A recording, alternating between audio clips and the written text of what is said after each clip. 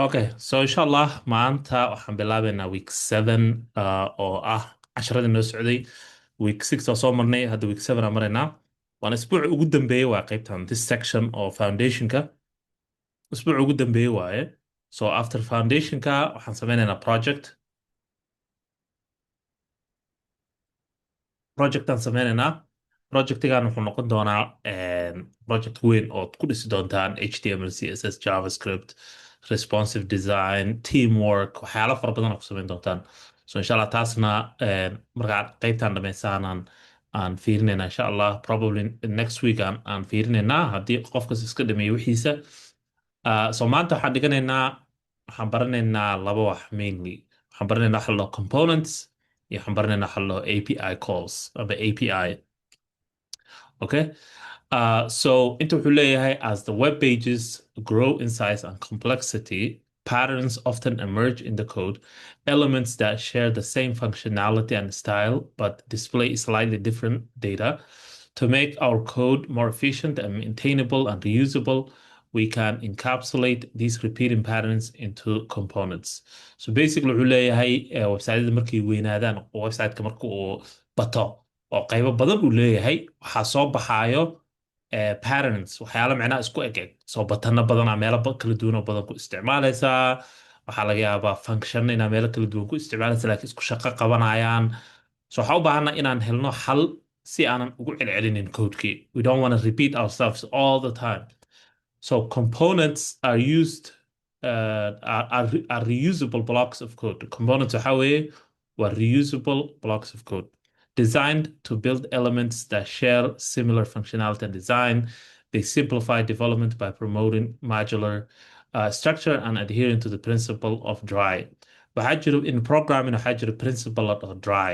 Waxay u taagan tahay do not repeat yourself. So meel haddii aad wax ku qoraysid, let's say camal waxaa qoraysaa, let's say button camal. Button meel ku qortay, haddana waa copy garaysa, meel kale ku qortay, haddana waa copy garaysa, meel kale ku qortay.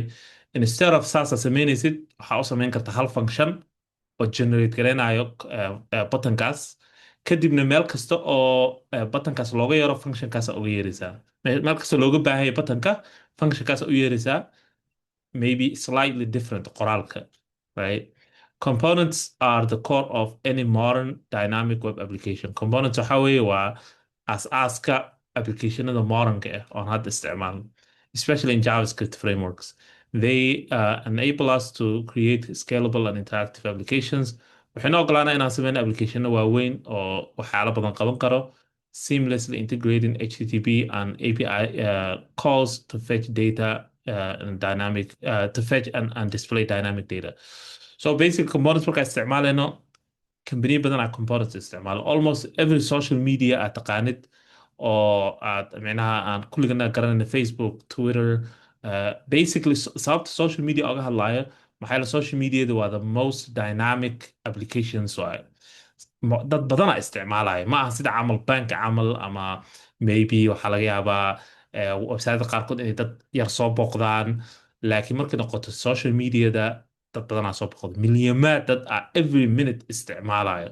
That means systemka dhisaysa waa inuu yahay system oo solid ah oo khatar ah oo u shaqeynaya dad fara badan, right? So waxay isticmaalaan majority of them waxay isticmaalaan halo components. So everything waxay u kala jejebiyeen smaller components and then waxay isdhexgeliyeen componentskaas ay habeeyeen basically. Example haddaan kasoo qaadano Twitter, okay? So Twitter ama X midka u taqaanid, and this is my page Twitterkayga waa kana ama X-kayga. So basically waxay isticmaalaan components isticmaalaan. Markaa fiirisid hal tweet, one tweet markaa fiirisid. So let's go to a tweet oo simple ah ana ahayn sawir waxaas. So let's say camal one of these tweets, okay? So tweetskaas intaana tweeta u jeedid waxay ku kala duwan yihiin kuwaan oo dhan waa maxay? So let's look at this aan fiirino waxay ku kala duwan yihiin. So waan highlight garaynayaa and then waan kala jejebinaynaa. So waxaan haysanaa one tweet, okay? Second tweet, okay? And kuwa kale hore usii soco. Okay. So what is the difference-iga marka? We need to see the difference-iga.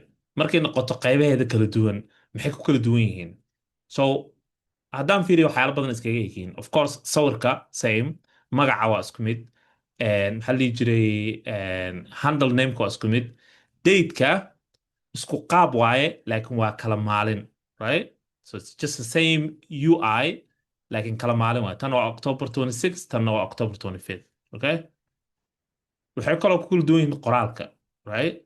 qoraalka ku kala duwan yihiin, so qoraalkan kore qoraalkan hoose isma laha. laakiin markaa fiiriso waxyaalaha kale, batanada waxay ku kala duwan yihiin aa jiro batanada. maxaa is dhigi kartaa maxay ku kala duwan yihiin batanada ama icon-nadan hoos ku yaallo? What is the difference-iga? So visually markaa fiirinayso, what is the difference? maxaa is leedahay? ya waxaa rabaa hurdada inaad ka kacdaan. So what is the difference between batanadan iyo batanadan? Can you guys hear me? Ustaad waa ku maqalnaa. Okay. maxaa Yes. marka ma la seexday? So batanadan iyo batanadan maxay ku kala duwan? What is the difference? Waxaan malaynayaa dadka soo booqday ama comment ka bixiyey ama like saaray u dhaxaysa. Yes. So just waxa waaye the count soo maaha, nambaradii ku kala duwan yihiin base. laakiin markay noqoto icon ahaan iyo habka u egyihiin muuqaalka oo isku mid waaye. kan waxa waaye waa 6 hearts waaye, kan waa 10 hearts waaye, kan whatever stats uu yahay waa intaas, kanna waa intaas. laakiin markii la fiiriyo as a visual ahaan waa isku mid waaye, like icon ahaan waa isku mid, right? So basically marka each tweet kasto, it doesn't matter qofka sameeyay, aniga tan anaa labadan sameeyay laakiin dad kale xataa hadday sameeyeen, the only difference wuxuu noqonayaa sawirkan qof kaluu noqonayaa, magacaan qof kaluu noqonayaa, kan noqonaya, laakiin styleka waa isku mid. why styleka isku mid yahay? sababta ah waxay isticmaalaan components isticmaalaan, right? So waxay sameeyeen hal component oo la dhaho tweet camal ka soo qaad, right? hal component oo tweet la dhaho waxay siiyeen, waxay dhaheen okay, muuqaalkan isku mid ahaado waa UI-ga, laakiin waa inay ku kala duwanaato bas ee qofka tweet gareenayo, handlekiisa, taariikhda, information la gelinayo, nambarada, intaas ku kala duwanaanaysaa. laakiin marka la dhaho muuqaal ahaan always isku mid ay noqonaysaa. taas waxay fududeynaysaa marka inaadan mar kasta aadan sameynin wax cusub. wax cusub ma sameynaysa, just waxaa un soo jiidanaysaa datada, informationka waa soo bandhigaysaa, soo jiidanaysaa, soo bandhigaysaa. already waxaa haysataa hal component waxay dhan kusoo bandhigayso, right? So this is waxa la dhaho components basically. Any social media haddaa fiirisid saana isticmaalaan. Facebook haddaa gashid, any social media isku mid waaye. All of them waxay isticmaalayaan qaabkaan isticmaalayaan. Systemyada website-yada kale qaarkood intood badan waxay isticmaalaan tan. So markii component la dhaho marka waxaa waaye waa reusable block of code, right?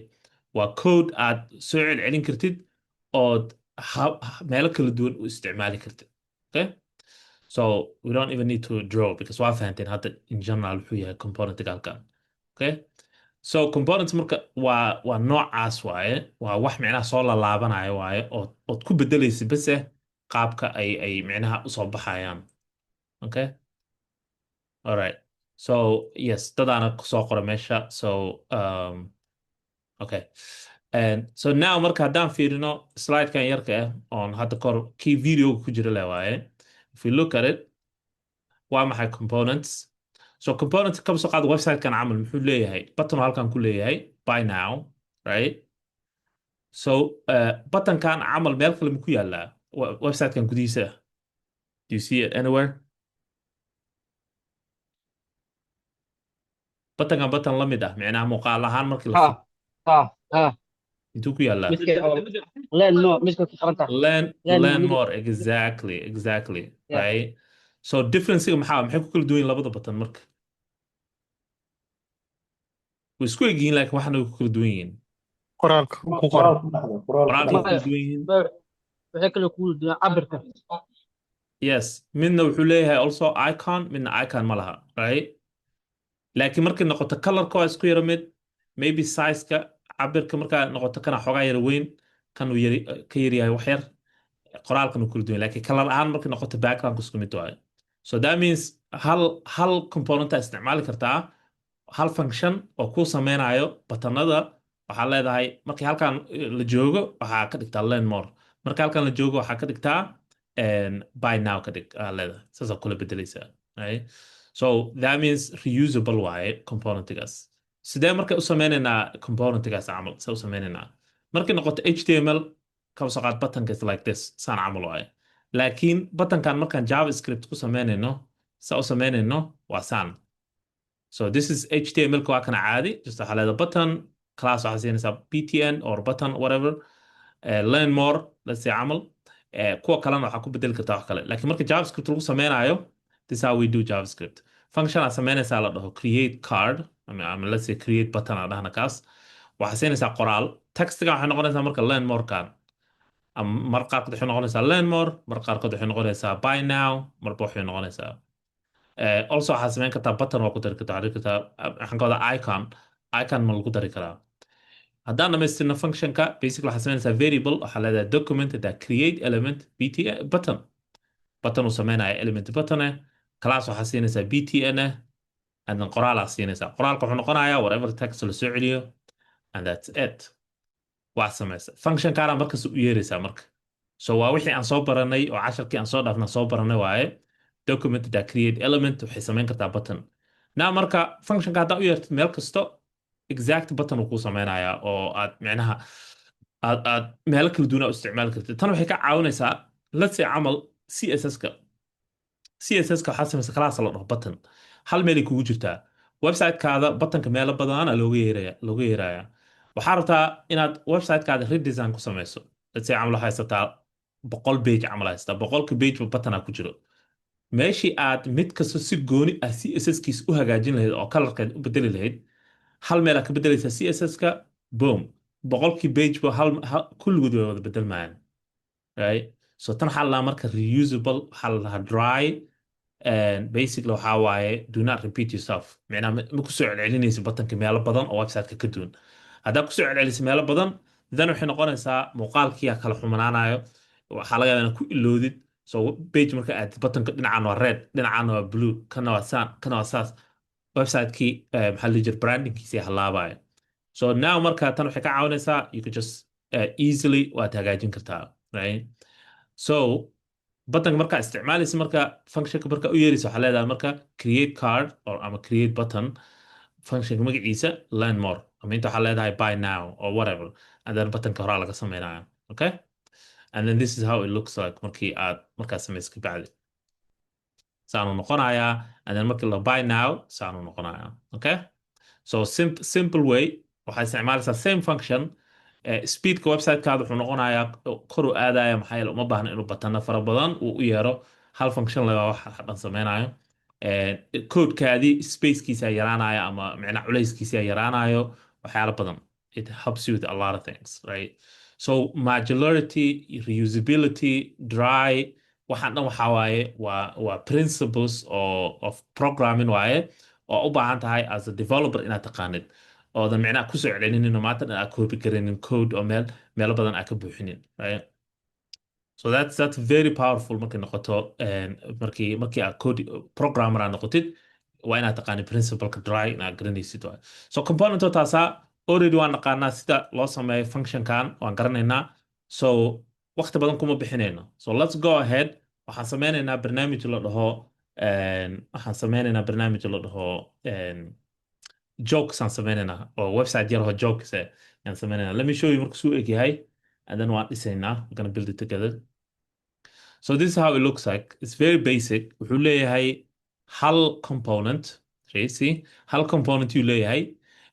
componentiga waxaa ku jira joke wuxuu leeyahay a setup iyo wuxuu leeyahay iyo punchline. Right? So what do you call a cow with no legs? Ground beef. Right? ground beef. Now you can get a new joke if you want. My employer came running to me and said, I was looking for you all day. Where the hell have you been? I replied, good. Employees are hard to find. Right? It's just not a funny joke. So yeah. So you just keep going. So waxaan ka soo jeedinaa website oo la dhaho jokes API. But API dib aan ka gaari doonaa. Hadda waxaan rabnaa inaan dhisno. We just want to build componentigan iyo buttonkeeda base. That's all we want to do, right? and then waxaan ku xidhaynaa API gaan ku xidhaynaa. We're gonna connect the API to it. Okay? So basically waxaan rabaa marka adinka inaga caawisaan inaan dhisno componentiga. Waxaan soo qaadaya componentiga codekeeda. Yaan soo qaadaya. I'm just gonna grab the HTML code, which is in here actually. HTML code-ka oo kaarka aan rabnaa waa kana. So you just right click, inspect. Waa kana joke kaarkan waaye. So waxaan sameynaynaa, we're gonna edit as HTML, and then I'll copy garaysanaynaa. Okay?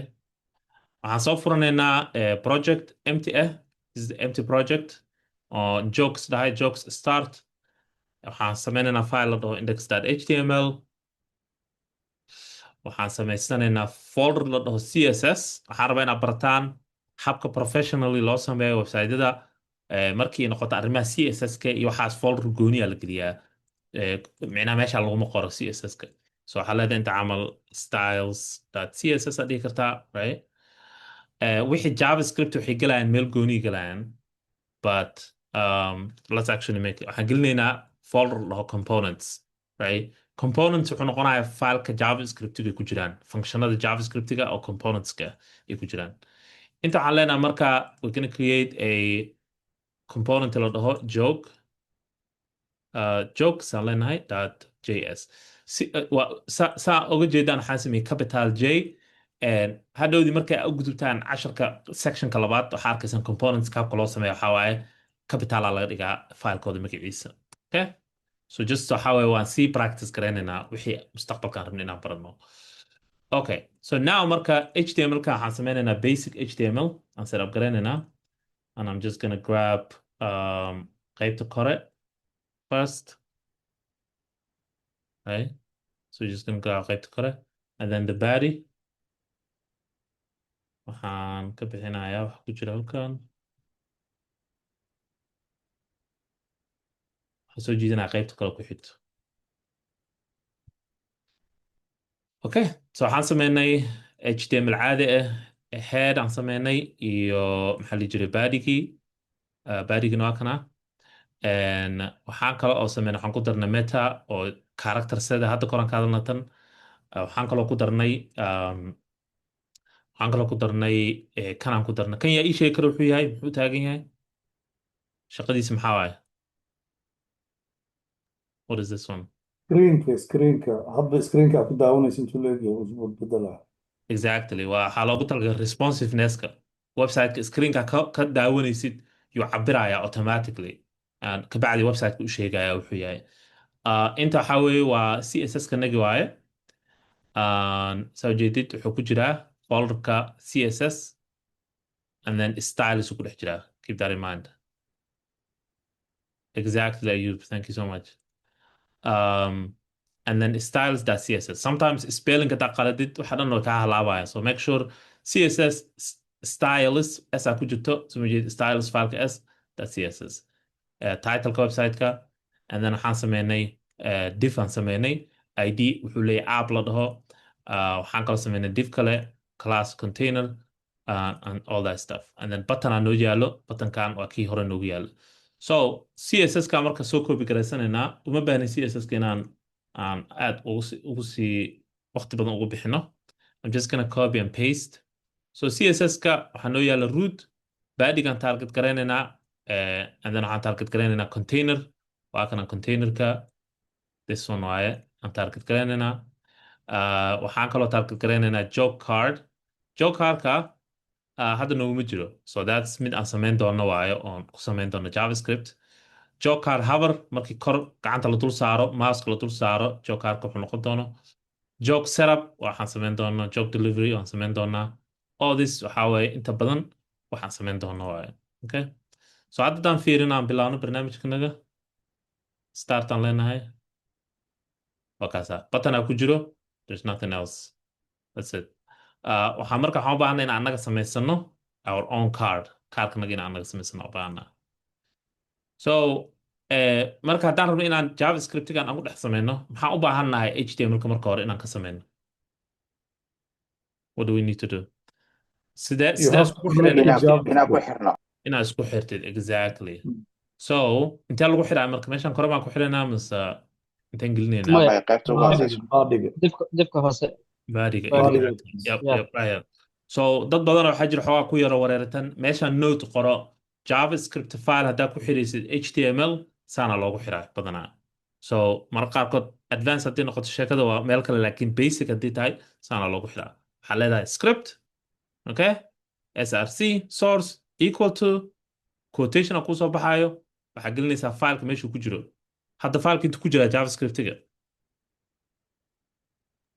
where is it componentiga ku dhex jiraa folderka component ku jira so waxaa leedahay slash waa kan asaa kuusoo boodaayo dhagaa siinaysaa wuxuu kusii dhex jiraa jokes kasaa dhaga siinaysaa spelling hadaa qaladid meeshaan waa isku dhamaatay ma shaqeynayo saan baan ku daynaynaa should we leave it like this amaya waan ku xiraynaa waa xiraysaa you see halkan errors waxyaala kusoo baxay so waa inaad isticmaashid editorka hintsku ku siinayo wuxuu ku leeyahay body red waa kan red squiggly line waxbaa qaldan horaa usii soconin waa inaad isticmaasho hintska so now marka waxaa soo xiraysaa kan saas soo xiraysaa okay haddaa u baahatid waxaa jiro extensionna aad soo jiidan kartid oo kaa caawinayo spellingka so meeshan camal haddaad tagtid waxaa gelin kartaa spell check right spell check sometimes way fiican sometimes nama fiicno depending on habka u isticmaashid waa kuwana kan 88,000 dadaa soo download garaystay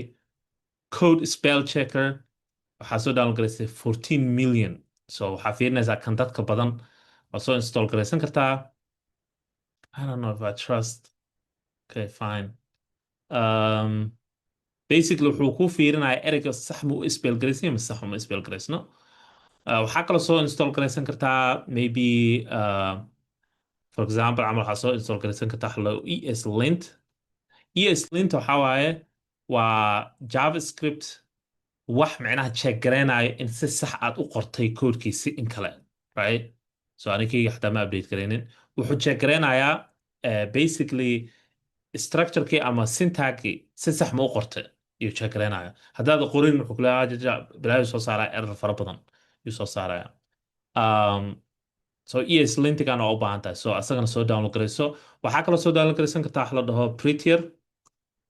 prettier waa code formatter basically waa kana kan waaye code formatter waa basically maxaa laga wadaa so let's say camal codeka naga haddaan qorno on waxyaala aan isku dhex walaaqno saan dhahno ama saanaan dhahno kan intaan geyno kanna inta geyno indentationkii waxay halaysan yihiin wixii oo dhan isku dhex yaacsan yihiin waxaad dhihi kartaa right click waxaa leedahay format document with prettier aa leedahay boom ku format garaynaa micnaha kuu qurxinaa koodkiisa u qoran yahay that's all it does so prettier waxaa waaye waa code formatter also waxaad samayn kartaa markaad fileka aad safe dhahdo automatically prettier waa raan garayn kartaa so meel waxaa jirto oo meeshaan VS Code dhexdeeda ku samayn kartid so markasta wax qortid koodkaada automatically u format garaysmaya so extensionna carrada ka badanaa jiro kuwa waxaa jiro ku siina hint kuwa waxaa jiro ku siina midda kale waxaa iska ilaalisaan midda AI-da ah right so midda waxaa jirta la dhaho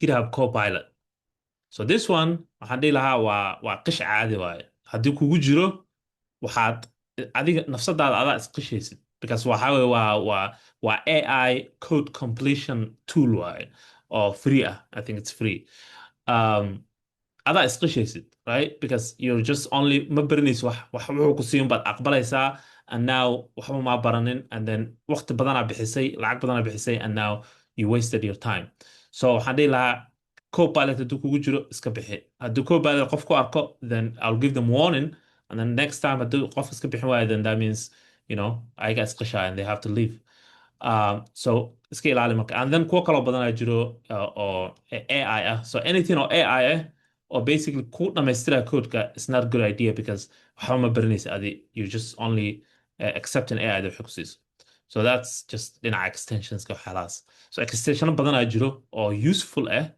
iyo kuwa waxaa jira AI ah oo not useful ahayn so iska ilaali marka kuwaas so internetka ka raadin kartaa waxaa gelin kartaa YouTube Google waxaa gelin kartaa the best extensions for beginner developers aa gelinaysaa ayagoo badan ay kusoo baxayaan okay so taas haddaan ka gudubno now waan ku xirannay scriptigii tan kalfaataxayna u xifdisid waaye right so haddaan ku dhaho scriptiga ku xir ama javascriptigaada ku xir HTML haddaan ku dhaho in aa meel ka raadisa ama wax samaysa maayo, you just have to know automatically tan, right?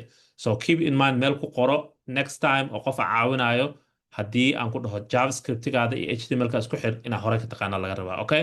So waxyaala yar yar oo waxaa waaye aad baran kartid oo aad practice garin kartid, okay?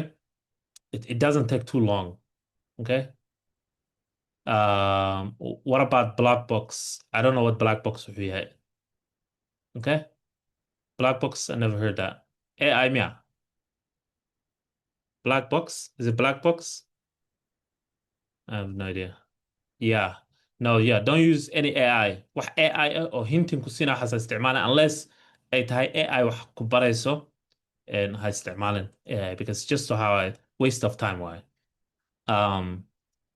Especially markaad baranaysid markaad dhisaysid wax oo hadhowda noqotid developer oo wixii aad garanaysid then it's easier ani waxaan isticmaalaa cursor waa kana barnaamij cursor aan isticmaala because I know how to code so haddaad garanayn how to code then you're wasting your time with AI okay just waxaad u isticmaali kartaa su'aalo leh bas just chat GPT camal you could ask questions but code ha ka qaadanin okay so tan xifdiya okay si loogu xiro now waxaa u gudbaynaa marka sidee component u sameynaa because the goal wuxuu ahaa inaan sameyno this one kaarkan inaan sameyno waa goalka okay so to do that kaarkii HTML-ka ahaa intaan geynay let's grab that HTML soo copy karee JavaScript-ga nagaan tegaynaa we're gonna paste it here waan format garaynaynaa I don't know inuu iga aqbalaayo prettier yeah uu ii format gareeyey and then we comment out because JavaScript ma waxaan it's not even letting me comment out boom sameynayna no not that okay so tanaan dhisaynaa we're just gonna build this annagoo isticmaalayno functionkii hore u taqaanintan so waxaan rabaa inay iga caawisaan qaybtan informationkan waxaan sameynaynaa hard coded aan sameynaynaa for now so I'm just gonna see if I have okay so waxaan sameynaynaa hal object yar so waxaan leenahay const waxaan waan bedelaynaa haddoodii we're gonna change tan to API gaan ku bedelaynaa so waxaan leenahay setupka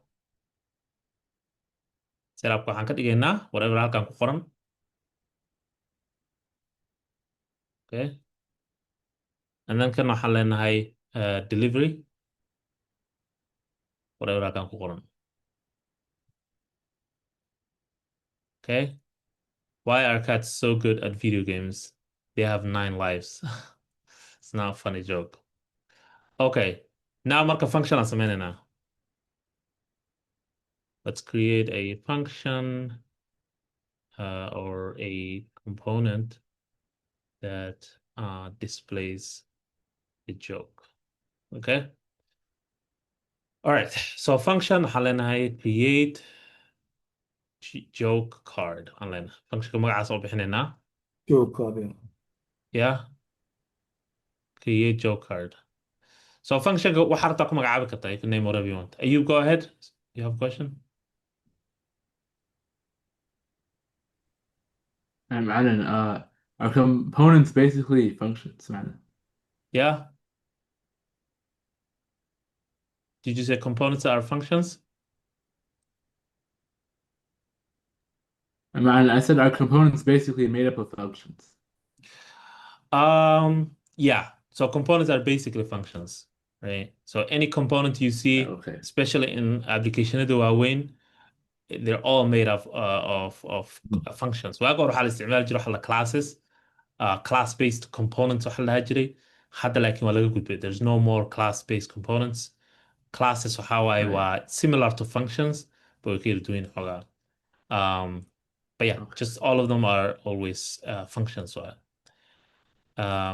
okay and then this one functionka wuxuu aqbalayaa joke right accept a joke okay now marka meeshaan waxaan rabaa inay iga caawisaan waxaan rabnaa inaan dhisno HTML-kan okay so what is the first step marka step 1 what are we building you create, I think. waa create garaynaynaa keen ku bilaabaynaa marka Diffka lagu bilaabaa. create the main div. Yep. So inta waxaan sameynaynaa variable. Let's call it main div. Okay. Inta maxaa leenahay marka Main div equal kaasaan sameynaynaa job card. job card. Okay. So job card aan sameynaynaa laakiin sidee u sameynaynaa elementigaan sameynaynaa. Remember HTML Create element, yeah. Yep. Job card that create element. Document document create that create element tanna waxaan leeyahay si fiican u macnaha u xasuusta of course qasama inaa xifdisaan because document that create element ma waxa idinku soo laalaaban doono forever laakiin way fiicantayna inaad meel kugu qoran tahay so haddaad samaynayso wax HTML ah ood ku samaynayso JavaScript markasta waxaa waaye waa document that create element and then inta waxaa gelinaysaa elementiga rabto inaad samaysid which is div now maxaa ku jira marka maxaa ku xiran divkaas class ku xiran. So we're just gonna say main div dot class name adi kartaa or you can say class listing adi kartaa that's it. Job card. Yeah. Okay. Step 2. Answer menena. P. Wow. Paragraph. Okay. Create the joke setup paragraph, right? That's why soma. Okay, so joke setup paragraph. So waxaan leenahay const aan leenahay joke setup aan leenahay setup b waxaan leenahay let's just say joke setup document dot create element. So markaa samaynayso you always say create element. Waa b wuxuu leeyahay class uu leeyahay la dhaho joke setup. So kuwaan everyone in familiar ku yahay waaye uu fahansan yahay because casharkan soo dhaafna leh waayaba. Class name kaasa Document that. Okay. Yes. So now wax kala ku xiran laakiin ogow it has a information ku xiran. Information kaas wuxuu soo galayaa meeshan joke-aan soo galayaa. Right? Waana kana objectiga intuu ku yaala. So haddaan rabno inaan inta uga yarno maxaan sameynaynaa maxaan leenahay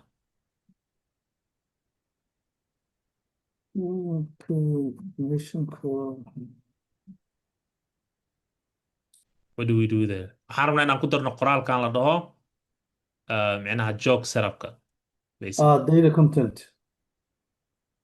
content text content create text content okay so we just say text content no constant anyone else qof kale wanna try waxaan rabnaa inaan qoraalkaas uu ka soo baxo meeshan paragraphkan qoraalkan uu ka soo baxaan rabnaa waxaan siinaynaa bahalka nameka oo bahashi what was the name can you show us the paragraph pull it down yeah okay joke setup joke setup joke delivery no joke delivery weli maana gaarin weli maana gaarin kana hadda ku jirnaa kan hore ustaad waxaan malaynaa joke setup that so joke setupka lagama soo qaadanayo meeshan waxaa laga soo qaadanaya variable-ka waaye keep that in mind variable-ka hadduu wax kale yahay something else ma dhehaysid joke setup ma dhehaysid halkan waxaa leedahay something else right keep that in mind so variable-ka waxaa raacaysid markasta ma raacaysid kan so variable-ka elementigan oo dhan waa kana waxaa la joke setup aa la joke setup yep joke setup dot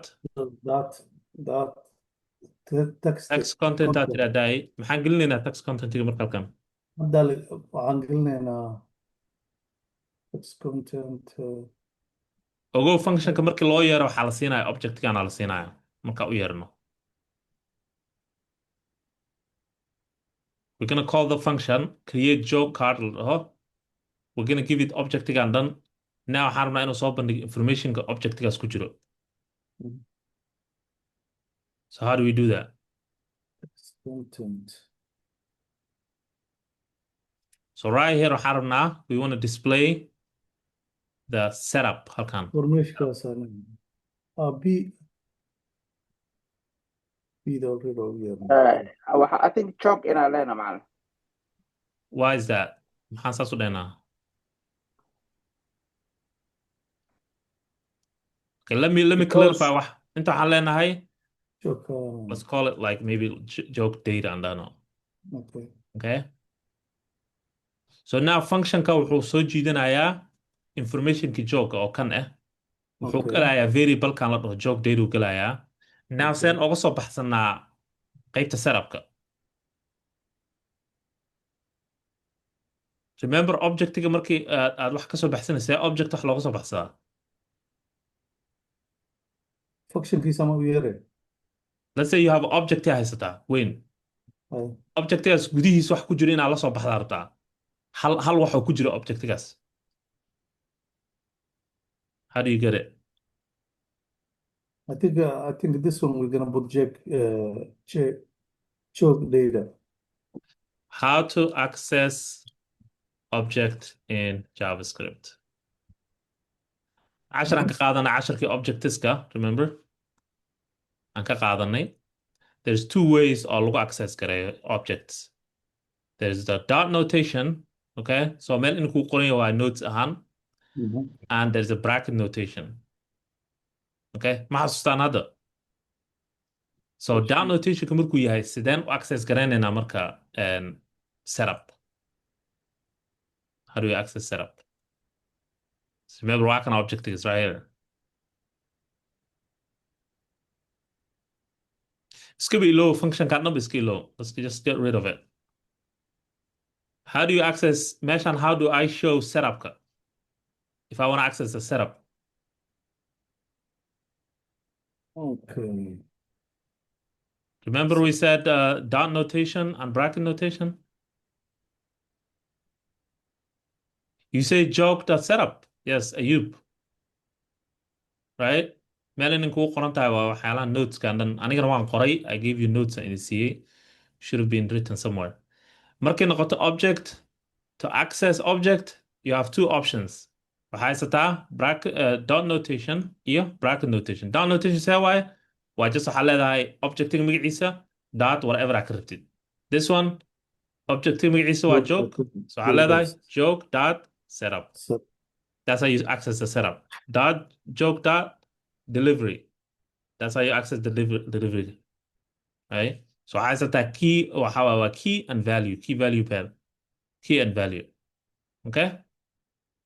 So from now on, meel ku qorta, I'm going to write it here. To access an object, you need to use either dot notation or bracket notation. Bracket notation. Okay? You could Google what does that mean. Bracket notation, dot notation. Like that interview how do you access an object and you say استعمال dot notation or bracket notation, then you'll be fine. You'll be good to go. I'm gonna delete it, but I'm gonna bring it back. Because we need to bring back function as a meaning. Okay, so I can make information here. Okay, so now how do we access the setup here? So access garanana. Remember data object waxay ku jirtaa kan meeshaan ku jirtaa. Yeah. joke data dot Joke data dot setup. Easy, right? Yeah. Because function marka loo yeero waxaa la siinaya objectigan and now data waxay ku jirtaa parameterka functionka ku jirtaa. And then you just say joke data dot setup. How do the delivery noqoto? You just say joke data dot delivery. Simple. Okay, let's do the delivery. Step 2. Create the joke delivery paragraph. think paragraph inuu yahay. It's right here. So this one is the same as the setup waaye. So we're just gonna say delivery. We're just gonna call it delivery, or let's say joke delivery and no. Document dot create element. And then waa p tag waaye waa paragraph. Okay. Now class aan ku daraynaa right here. Same as setup kale waaye. Waxa dhan everything way isku wada egyihiin marka la dhaho codingka. Wax ma jiro oo boqolkiiba boqol completely new ah markas all the time. Waxa dhan waa just wax la soo celceliyo waa pattern soo la laabanayo waaye. So this one hadda marka deliveryga is the same, only difference waxa waaye waa delivery bas waaye laakiin inta kale iskaga mid waaye. So kan waxaa leenahay marka joke delivery dot class name is equal to that. Now waxaan rabnaa inaan gelino informationka deliveryga see u gelinaynaa. How do we do that? Datada deliveryga aan rabnaa inaan gelino this one right here. What did I say wax soo la laabanayo? Things are exactly the same all the time. You say job delivery that Joke text delivery. content. Exactly. The text content. Equal job delivery that setup. Wasku raacsan yahay taas joke delivery inta in la dhaho. No, What should we say here? I think it's Uh, earphone. joke data. Jog data. Yeah, joke The data. object is jog data, yeah. See here, waxaan dhahay patternka, you have to follow the pattern. Job data that setup, yes. Yep, So yep. Joke data, that delivery. It's delivery waaye. Kan waa setup, kan waa delivery. You following the key. This is the key waxaa la dhahaa object key aa la dhahaa. So now markii loo yeero setup, qoraalkana soo baxaya. Markii loo yeero delivery, qoraalkana soo baxaya. Okay? And the last waxay noqonaysaa inaan isku xirno. Step 3. Waxaan leenahay append. Append waaye. So appendingka basically waxaa ku bilaabaysaa midka ugu koreeyo. Waxaa fiirinaysaa parent elementiga. You just look at the parent element and then waxaa ku xiraysaa child elementska ku xiraysaa. So what is the yaa iga caawinaa qaybtan isku xiritaanka? What should we start with? Maxaan ku bilaabaynaa? Inaan isku xirnaa rabnaa sida iskugu xiran yihiin. Kan oo ugu koreeyo oo diffkan variablekiis maxaa waaye? What is the variable?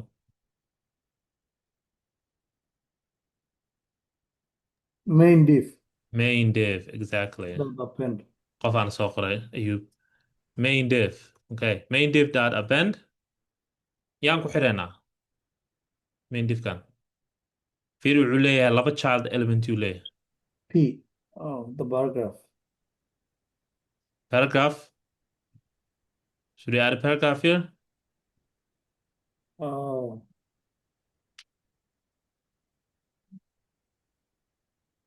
Child element ugu horeeyaan ku xiranaa. What is child element ugu horeeya variablekiis maxaa waaye?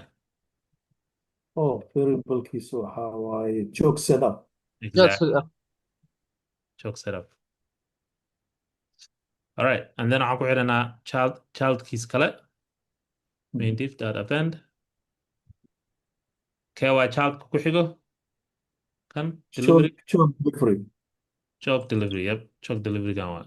Sometimes spelling waxyaalahaas iska checkare inaan ku qaldin. And then lastly, just waxaan soo celinaynaa return main div. Okay. So markas waa inaad soo celiso wax function ma shaqeynayo haddaan wax soo celinin. So now functionka wuxuu sameynayaa kaar yar oo habaysan uu sameynayo. So hadda waxaan isku dayaynaa inaan u yeerno aan siino jokean aan siino joke datadan joke aan siinaynaa. So we're just gonna say console log. Waxaan leenahay create joke card. Waxaan siinaynaa joke. Okay, because jokean intuu ka imaaday right here. Wax su'aala markay noqoto waxa hadda aan siiyey inta waxaan sameeyey. kan waa functionka hadda sameynay wuxuu naga sugaa inaan siino object oo joog ah and then waan siino objectiga waa kana kan waaye waxaa kaloo samayn karnaa oo soo koobi karan karnaa objectigan hoosaan keeni karnaa not a big deal like that.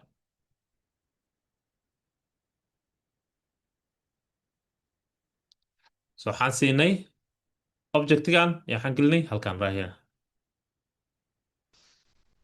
So hadda daan raan gareyno. Okay, go ahead, Ayub. You have a question? I have a question. Do you have to return the main div when you're finished appending the children to it? Yes. Yes. Otherwise, the function will not return anything.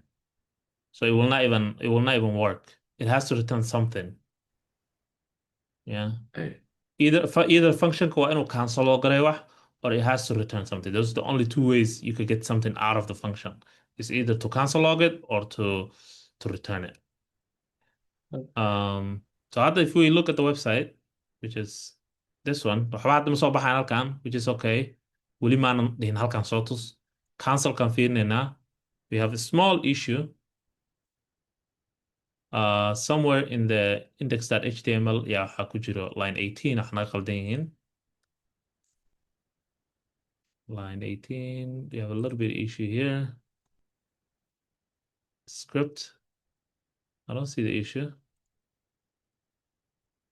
Everything looks good. Unexpected. I think that's just a how do let's clear that.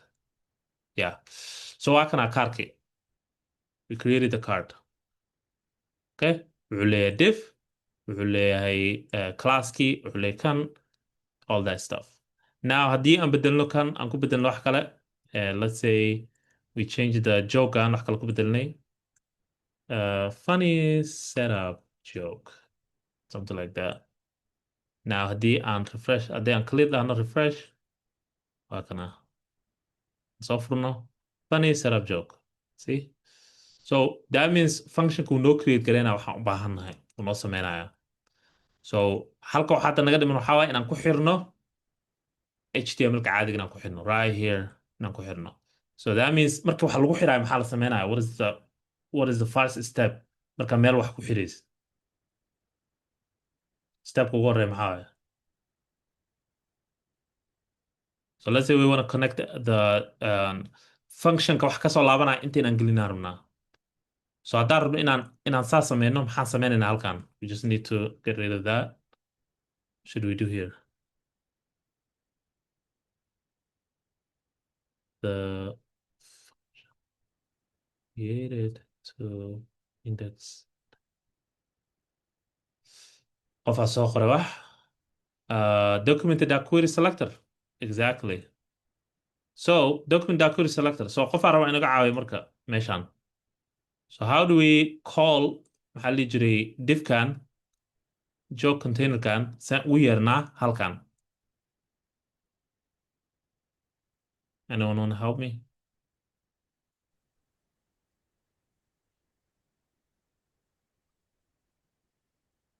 Okay. So step ugu horreeya waxaa variable, right? We need to create a variable. So inta waxaan leenahay maybe like joke container aan leenahay, something like that. Inta maxaan dhehnaa? Remember u yeerinaa.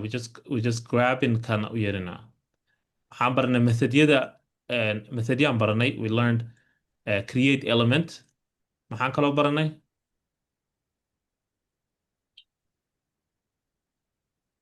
Query selector. Query selector. Okay. Waxaan rabaa dadka oonan ka jawaabin hore uga jawaabin inay isku dayaan inay ka jawaabaan insha Allah. Even xataa haddii aad hadli karin meesha inaad kusoo qortid chatka inaad kusoo qortid aan rabaa. Okay. So if you can't even talk, chat kusoo qor. Haddaa qaldan tahay is fine. Don't worry about whatever you think soo qorun markaa wax weydiiyo. Okay. Yeah. Yeah.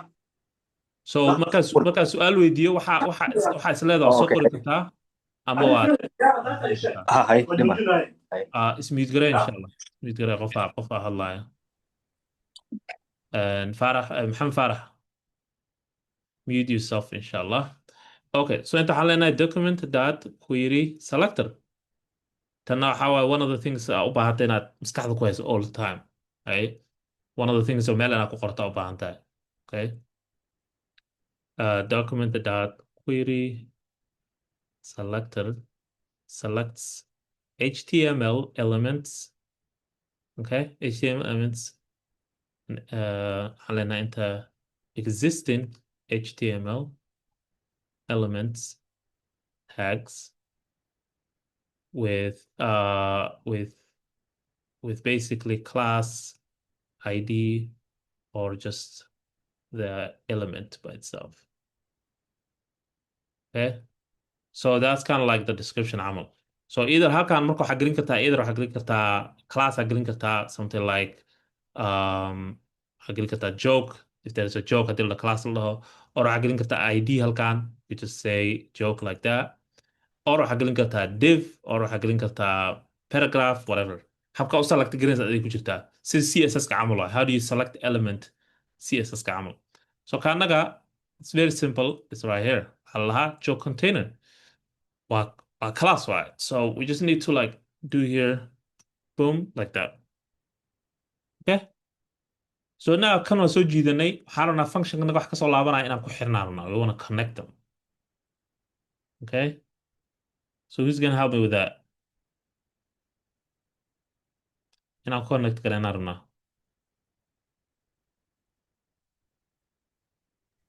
How do we do that? Talk Yeah, drag dot code waxaan soo qaadanaa object here. aye. Objectiga soo qaadanaynaa. Okay, objectiga kaas Yeah. uu noo yaalaa. We have it. Yeah. And ayuu gacantaada ku taagan tahay. Go ahead. And I think you're supposed to call the function and then append it to the joke container. Exactly. I think it's like the other way around. Joke Oh. container, yeah, joke container ka u yeerinaa, and we're gonna append it to the function, right? So far as waxaan leenahay, we're just gonna say joke container. You have the right idea. Joke container, you're just gonna say append. And then append meesha gudaheeda waxaan gelinaynaa function key. Function kaadna aan gelinaynaa. Because we're append wixii function kasoo laabanayo waa basically the card waaye, cardka waaye. Cardka soo laabanayo waxaan rabnaa inuu galo halkan, right here, this div. So to do that, we're just gonna put the function ka halkan iyo habka loogu yeeri lahay wixiisa dhanba. So I think wuxuu create joke card u yeer function ka, and then maxaan siinaynaa function ka muxuu u baahan yahay? It wants something. What is the function looking for? Joke data. Joke data. What is the joke data? The joke data. The Right? joke Yeah. thing. The joke. Yep, it's a joke object way on sameyne. Object. Tan waxaan ku Yeah. bedeli doonaa hadhoodii API call aan ku bedeli doonaa. But the idea is the same. API call wuxuu na siinayo kaliya just datadii lasoo bandhigi lahaa na siinayo. So we're just gonna switch later, right? So hadda like anaga hard coded ku samaysanay isma bedelayo jokean. So now waxaan u yeernay containerkii, waxaan ku xirnay functionkii markaan u yeernay. Inta waxaad samayn kartaa variable oo samayn kartaa functionka dartid, and then markaa u yeertid wixii variable kasoo laabtaa gelin kartaa halkan, right? And then functionka waxaan siin wuxuu u baahnaa, which is the joke object. And then now let's see sidee wax u jiraan. Wakaas soo baxay. Easy. The problem waxaa hadda marka it doesn't matter haddaan get new joke or anything, waxa ma shaqeynaan. But kaarkuu noo yaalaa, right? Now shaqada waxay noqonaysaa marka inaan API u yeerno, right? And markasto API-ga, sorry about that. Let me just close this. Markasto API-ga u yeerno, this is the code kanagi. Markasto API-ga u yeerno, waxaan rabnaa in aan buttonka dhag markaas siinabo new API call inaan u yeerna rabnaa, right? Functionka API-ga. So taas wuxuu noqon doonaa function kale u baahna inaan sameyno. Okay? Wax su'aala soo far intaanan API-ga arrimahaas gelin. Any questions? So tan oo dhan waxay sameynaysaa functionka dhan wuxuu sameynayaa kaarkan. Okay? From scratch. You dhisayaa basically. And then waxaan sameynaa waxaan u yeernay HTML-kii oo noo sii habeysneyd divkan. waxaan ku xirnay append waxaan nidhi functionkii aan samaynay oon siinay objectigan oo datada. Okay? Any questions? All right. So waxaan u gudbaynaa next API-ga. Let's take a break. Kabacdina meeshaan oo aan leenahay hardcodedka API aan ku bedelayna laakiin ka horna waan sharaxaynaa API wuxuu yahay iyo siduu u shaqeeyo waxaas oo dhan. So let's take a break, 10-minute break, and then isku soo laabanay insha Allah.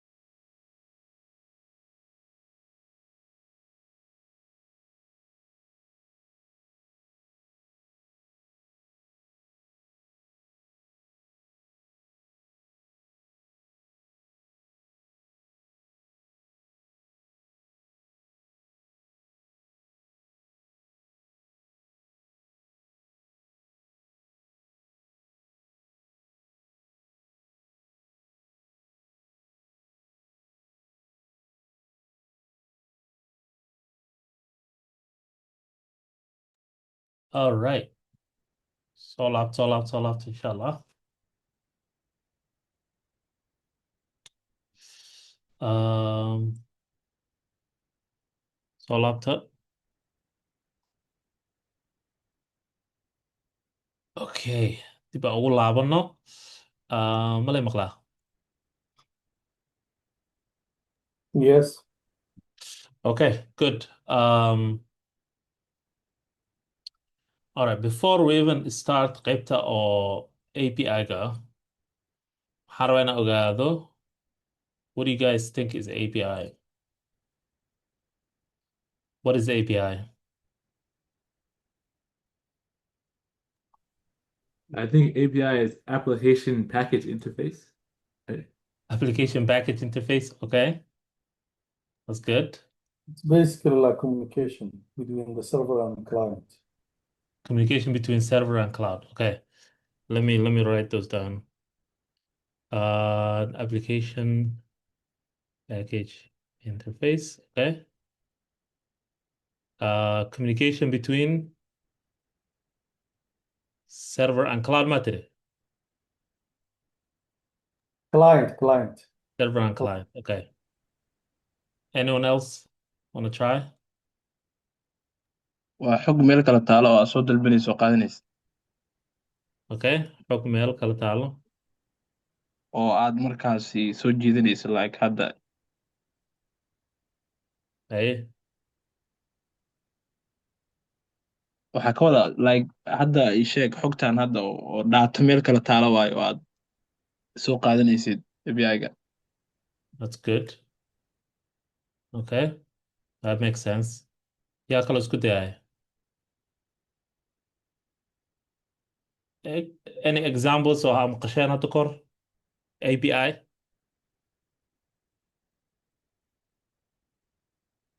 What about something like Twitter API? ama kan API? macalin wax oo barnaamijka ku saabsan camal oo ii sheeg oo Okay. wejiga hore micnaha iconada iyo waxaasi Okay. So it's like something about programming, like some wax lala xiriira camal waaye. Okay. No problem. These are all like good guesses, right? And on a explanation fiican, I would say maybe the closest would be communication between server and client would be the closest. Iyo xog meel laga soo jeedinaya is a good one. Tanna aad usoo dhaweysay application waxay noqonaysaa marka application programming interface waaye. Programming. It's a good guess. Programming interface waa tan saxda ah. Yusuf wuxuu yidhi waa API is how different systems communicate with each other. That's a good one. That's a good one. Okay. So these are really good guesses. This is really good information aad ka haysataan. Haddaa videoga hore u daawatay oo ku jiray classka waa yara fahmaysa xogaa wuxuu yahay. Laakiin haddaan sharaxina. Before aanan gelin basically API-ga, inaan fahnaa u baahanaa waxa la HTTP request, right? HTTP request inaan fahnaa u baahanaa. What is HTTP request? So website markaa gashid, when you go to a website, inta xataa slide-kan u gelin, when you go to a website, kor maxaa ku qoran meesha u koreyso? You see here, it says HTTP, right? Most of them waxay dhahayaan HTTPS aa ku qoran. So HTTP, yaa qiyaas karo HTTP maxay u taagan tahay? Hypertext waxaa waaye HTTP hypertext Hypertext, yeah, that's transfer protocol. Transfer protocol, good. Transfer protocol. Proto. And Estana secure way. Yeah. Estana secure way. Esta raacaysa ma S-na waxay u taagan tahay sometimes when you have S halkan. S secure. markaa istid waxay u taagan tahay secure ama secure socketna la dhahaa ama secure layer magacyo kala duwan u leeyahay. Basically waxaa waaye in ammaan loo sameeyo basically. Okay, where did this come from marka? So intaan hadda gaarin slide waxaan rabaa just taariikh yar inaan siiyo or just basic history of HTTP request. So HTTP request waxay ka imaaday internet markuu bilaabanayay. The first time internet dhan bilaabanayay back in like 2000 1950s, right? 1950skii 60gii waxaa jiray there was a way oo lagu communicate gareeyo so before the internet wuxuu ahaa taleefanada right so there was a video hadda kahor aan sameeyey oo inta ku jiray about the internet so haddaad daawateen precoursiga the internet video ka hadlaayo waxaan ka hadlay I'm just gonna turn it on but uh, I'm gonna show you micnaha like waxaan ka hadlaayo and so before the internet ka waxaa jiray telefono there was phones before that waxaa jiray telegram oo ah bahalkan oo micnaha Morse code-ka loo isticmaalo yaa jiray so this is before even xataa technology-ga intuuna gaarin ka horna waxaa jira waraaqado iyo waxaa la isku dirayaa iyo mailman after that waxaa loo baahday wixii la cusboonaysiiyo we need to make things faster because waxaa batay researchkana maxaa badiyey dagaal bini aadanaa badiyey so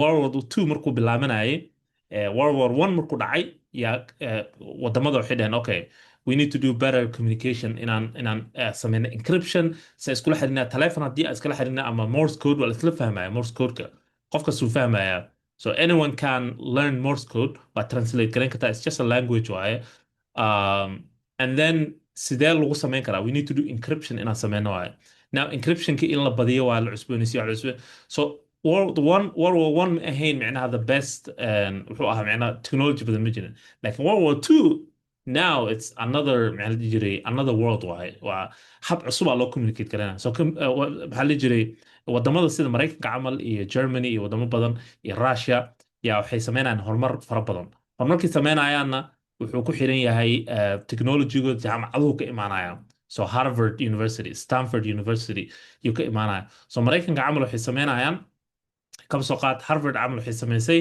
habkii ugu fiicneed oo communication lagu sameeyo ama habkii ugu horreysay haddaa maqashay barnaamijkan Hello World I think Harvard inuu ha jeclahay if I'm not mistaken Hello World intay ka imaaday Hello World waxay ka imaaday the first computer program la qoray oo lagu transfer gareeyay laba computer dhexdooda actually Hello World oo dhan muu dirin computerkii wuxuu diray Hello bas uu diray and then World intuu dirin iyo computerkii crash noqdayba so jaamacadahan marka waxay sameynayeen funding waxaa siinayay dowladda Mareykanka right waxaa siinaya funding ARPANET kuwa la dhaho waxay basically waa difaaca Mareykanka waaye ARPANET iyo kuwa kale waxaa jiray iyo kuwa badan waxaa jiray Mareykanka difaaca qaabilsan arrimaha maxaa la jiray research ka qaabilsan arba waxay ahayd Advanced Research Project Agency iyo dowladda Mareykanka lacag badan ku bixisay in horumar badan la sameeyo so ARPANET waxaa la jiray organization la sameeyo ARPANET la dhaho so now marka in la horumariyo waa communicationkii we have to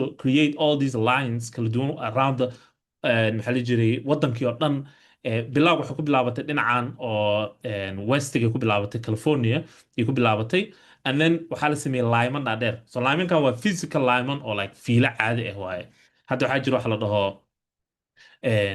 under the water waxaa la mariyaa fiilooyin oo maxaa la jiray high bandwidth ah oo internet ah la mariyaa so marka fiilooyin caadi ah la sameeyo dhaadheer oo dhinaca kale wadanka lagu xiray but fiilooyinkan marka waxay marayaan wax la dhaho nodes meelay marayaan oo micnaha dhismayaalay marayaan kala duwan oo kala maamulaya wixii kala habeenayo so now just communication ku batay now waxaa loo baahay marka protocol in la sameeyo we need to find a way to communicate communication kana ma rabno we don't want to like wax isku dhex daadsan so waxaa la sameeya protocolo micnaha waxaa weeye it's like a way of like every computer inuu yaqaano protocolkan one of the protocols la sameeyo waxaa la TCP waxaa waaye waa transmission control protocol ensures reliable data transmission handling packet or so hadda computerkaada aad dhexda gasho oo micnaha settings ka xasgasho waxaa arkaysaa internetka wuxuu ku shaqeeyaa TCP waxa la dhaho waxaa kaloo jira IP waxa la dhaho IP waa garanaysaan IP-gaada iisoo dir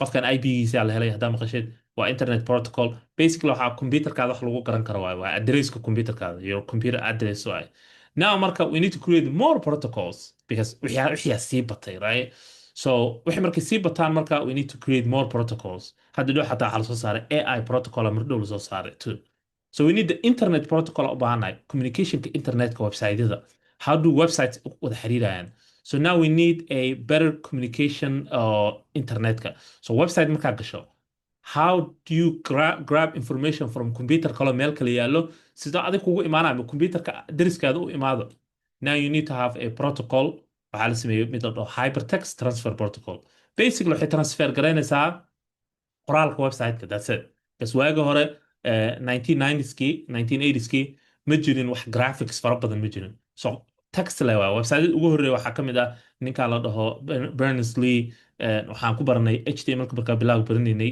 casharada HTML ugu horreeyay Berners-Lee nin wuxuu ahaa saynisyahan ah so website-ka ugu horreeya waxaa la sameeyey waa kana waxaa la dhahaa info.cern.ch weli uu jiraa website-kan if you go there waa helaysaa the first website basically just qoraal le waa it's just a text document waa so now text documentigan sidee u diri kartaa across the web sidee u diri kartaa waxaa isticmaalaysaa hypertext transfer protocol ensures way hubinaysaa in informationka ku imaado right si sax kugu imaado now dhexa looga dhici karaa tan marka you could just dhexa uga geli kartaa so 1995kii meelahaas wixii ka dambeeyey yaa waxaa la ogaaday haddaa isticmaalaysid online maxaa la dhihi jiray e-commerce oo waxaa ka gadanaysid onlineka and you put in your card kaarkaadaa gelinaysid now kaarkaada qoraalkiisa waa la arki karaa haddii ay tahay just hypertext transfer protocol somebody could just sit in the middle and then wuxuu arki karaa kaarkaadii meesha maraayo informationkiisii magacaadi adresskaadii waxaada dhan u arki karaa they could just see right there ay ku arki karaan way qaadan karaan wax bay ka bedeli karaan all that stuff so waxaa lasoo saaray esta lagu daray marka esta waxaa waaye marka waa secure layer waaye so now marka encryption waaye so now qofka kuu soo diray adiga dhexda looma geli karo generally waa loo geli karaa xataa esta xataa waa la haagaran karaa laakiin generally qof si simple kuma haagaran karo so hypertext marka hypertext transfer protocol meeshaas ka imaaday of course HTML na maxay u taagan tahay yaa xasuusta HTML-ki I just hadda iga soo baxday what is HTML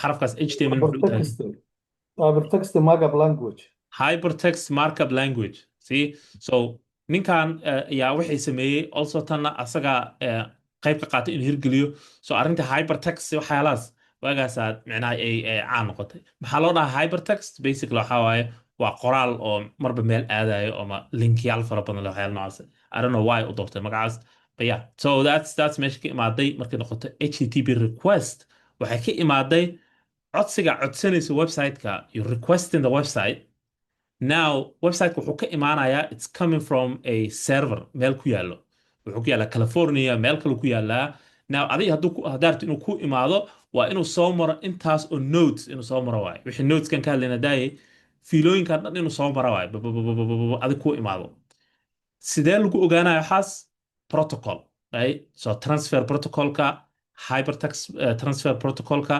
kuwaasoo dhana ilaalinayo hubinayo inay waxaad ku imaadaan right so videoska xataa sidoo kale textiga qoraalka imageska everything waxaa hubinayo oo boqolkiiba boqol hubinayo hypertext transfer protocol so why u baranaynaa hyper transfer protocol maxaa u baranaynaa because habku API u shaqeeya waaye this is how API u shaqeeya basically API lagu sheegayo dhan waxaa waaye waa just a website lasoo codsanayo waaye you just request it right so marna inaan detail u galno but that's generally hypertext transfer protocol waxay tahay wax su'aala intaanan kasii gudbin taas I know we said a lot yeah IP callskan isku mid ah kuwii internetka telefoonadii internetka la iskula xiri jiray oo internetka la iskula hadli jiray internet to internet internet phoneska oo micnaha maxaa ka wadaa macnaha foonan waxaa jiray waaye dhexdaas intayna bahalkan uusan whatsappkii waxaan saas u soo bixin lagu wada hadli jiray kuwaas waxaa la dhahaa exactly yep kuwaas waxaa la VoIP baa la voice over IP voice over IBS yep voice over IP aa la dhahaa these ones way jiraan ilaa hadda weli way jiraan it's very powerful basically waxaa waaye instead of textiga oo qoraalka website-ka codsanaysid waxaa codsanaysaa voice so voice over IP aa la dhahaa basically way ka yara duwan xoogaa IP-ga kuwan waa just waa sidee cod u marin kartaa internetka instead of phone lineka aan ku naqaanaa inaad cod marisid laakiin internetka inaad cod marisid waa inaad isticmaashid VoIP waxa la voice over IP okay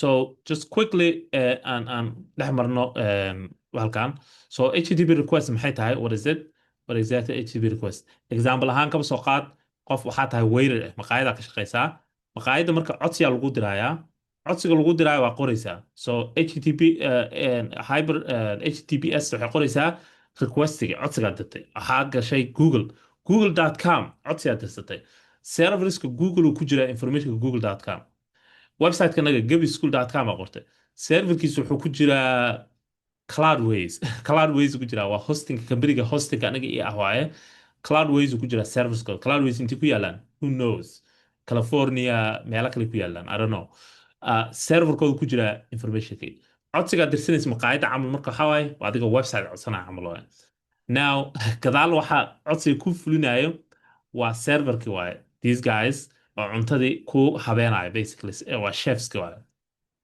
adi cuntada lagu keenay waa you enjoying the food right so basically that's how u shaqeeya website haddaa maqashid any website waxa waaye codsigaad dirsanaysaa waa lasoo habeenayaa codsigaadii waa lasoo ogolaanayaa waxaa lagu soo celinayaa laba codsi mid waxaa waaye success iyo mid fail ah hadduu success yahay waxaa lagu leeyahay okay cuntadii waa tana hadduu fail yahay waxaa lagu leeyahay sorry niyo cuntadii ma taalo waa dhamaatay maanta so now if haddii taalo you enjoy the food right so how does that work so first request aad diraysaa requestiga waxay noqon kartaa success or fail noqon kartaa haddii success noqoto waxaa helaysaa response right so basically markii la dhaho IP marka la dhaho ama maxaan ka wadaa API marka la dhaho ama HTTP request waxay ku shaqeysaa request and response ku shaqeysaa right so requestiga waxay ka imaanaysaa computerkaada waxay ka imaanaysaa browserkaada so waxaa gelinaysaa gebischool.com request codsi aad dirtay intaa u dirtay server aa u dirtay oo ku jiro maxaa la dhihi jiray Cloudways or whatever anima hostingkiga ku jiro Cloudways waxay ku soo celinaysaa HTTP response ku soo celinaysaa adi waxaa dirtay HTTP request aa dirtay codsi ah ayagana waxay ku soo celinayaan response ku soo celinayaan right so HTTP waxay taagan tahay hypertext transfer protocol a set of rules that govern how the web browsers and web servers communicate right so description get taas waa more examples watan if we go to and also servers waxay fahmayaan bas IP address so this is the IP address waaye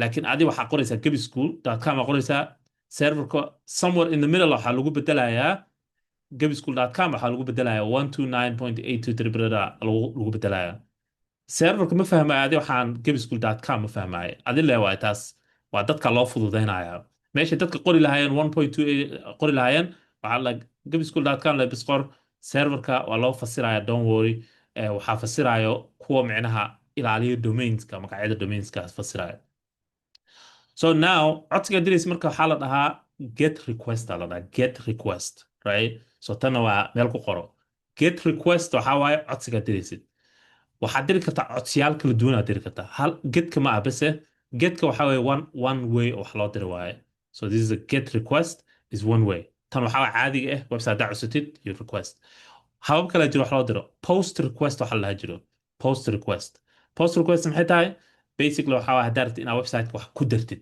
so let's say camal gabi school harta inaad ku dirtid article cusub inaad ku dirtaa you create a post request aad samaynaysaa markaas post request laakiin iskama qof kasta ma samayn karo waxaa samayn karo authenticated person qof oo la authenticate gareeyey oo log in leh oo server ku dhahay okay hata you good to go waxaa tahay qof oo admin aa tahay ama qof la yaqaanaa tahay bas aa samayn kara post request same as put request put ya ii sheegi kara maxay samaysaa what is put what do you think put in it is add like add oo ku daraysa information kala geliyaa kala bodka put waxay samaynaysaa information hore u jiray iyo waxay ku samaynaysaa update ay cusboonaysiinaysaa so put waxaa waaye update hore u jiray delete of course it makes common sense so delete waa delete garaynaysaa so waxaa haysataa you have 4 methods waxaa haysataa get post put delete kuwan waxaa la dhahaa meelo qaarkood waxaa ku arkaysaa ayagoo lagu magacaabayo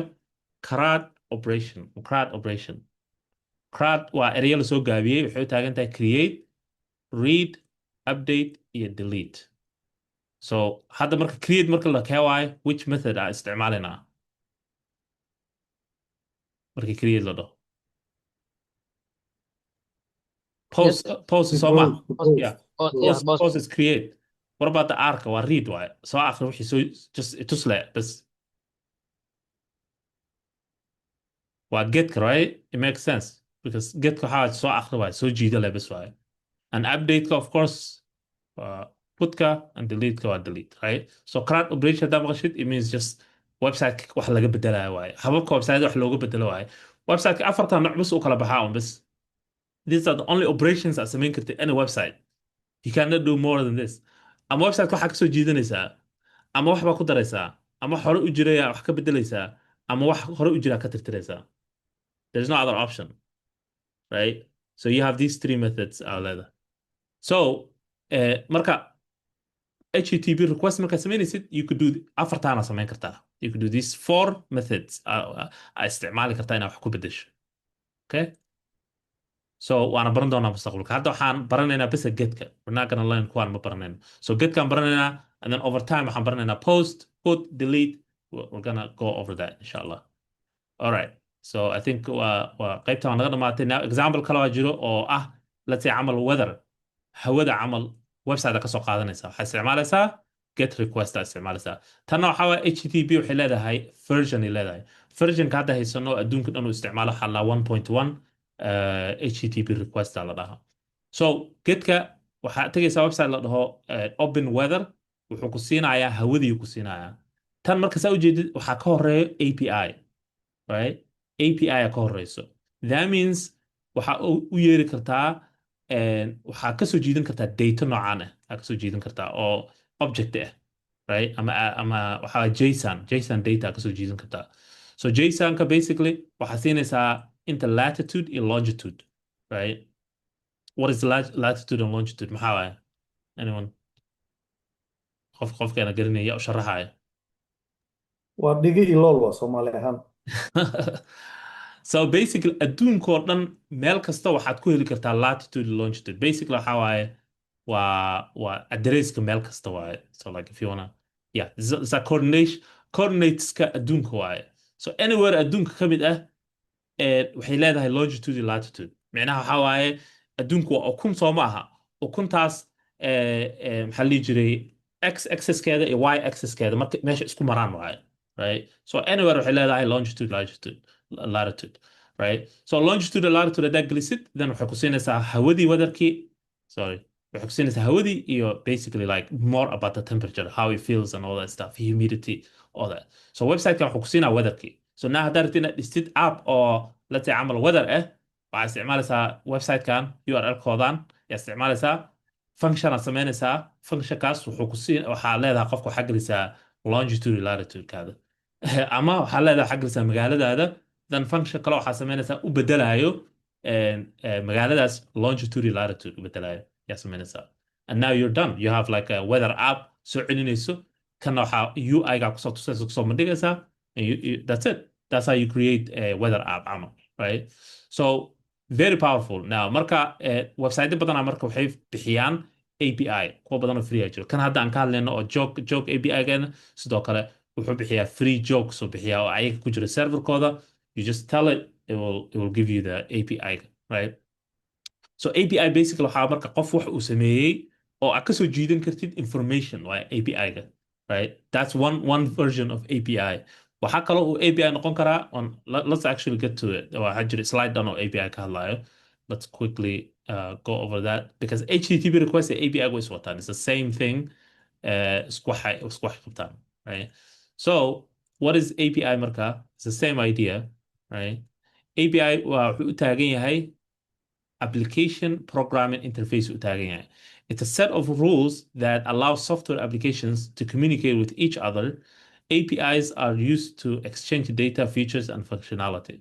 So adiga camal haddaa rabtid inaad samaysid API, basically waxaa leedahay okay, waxaa jiro website la dhaho dogs API waxaa jiro, iyo ku kale waxaa jiro cats API.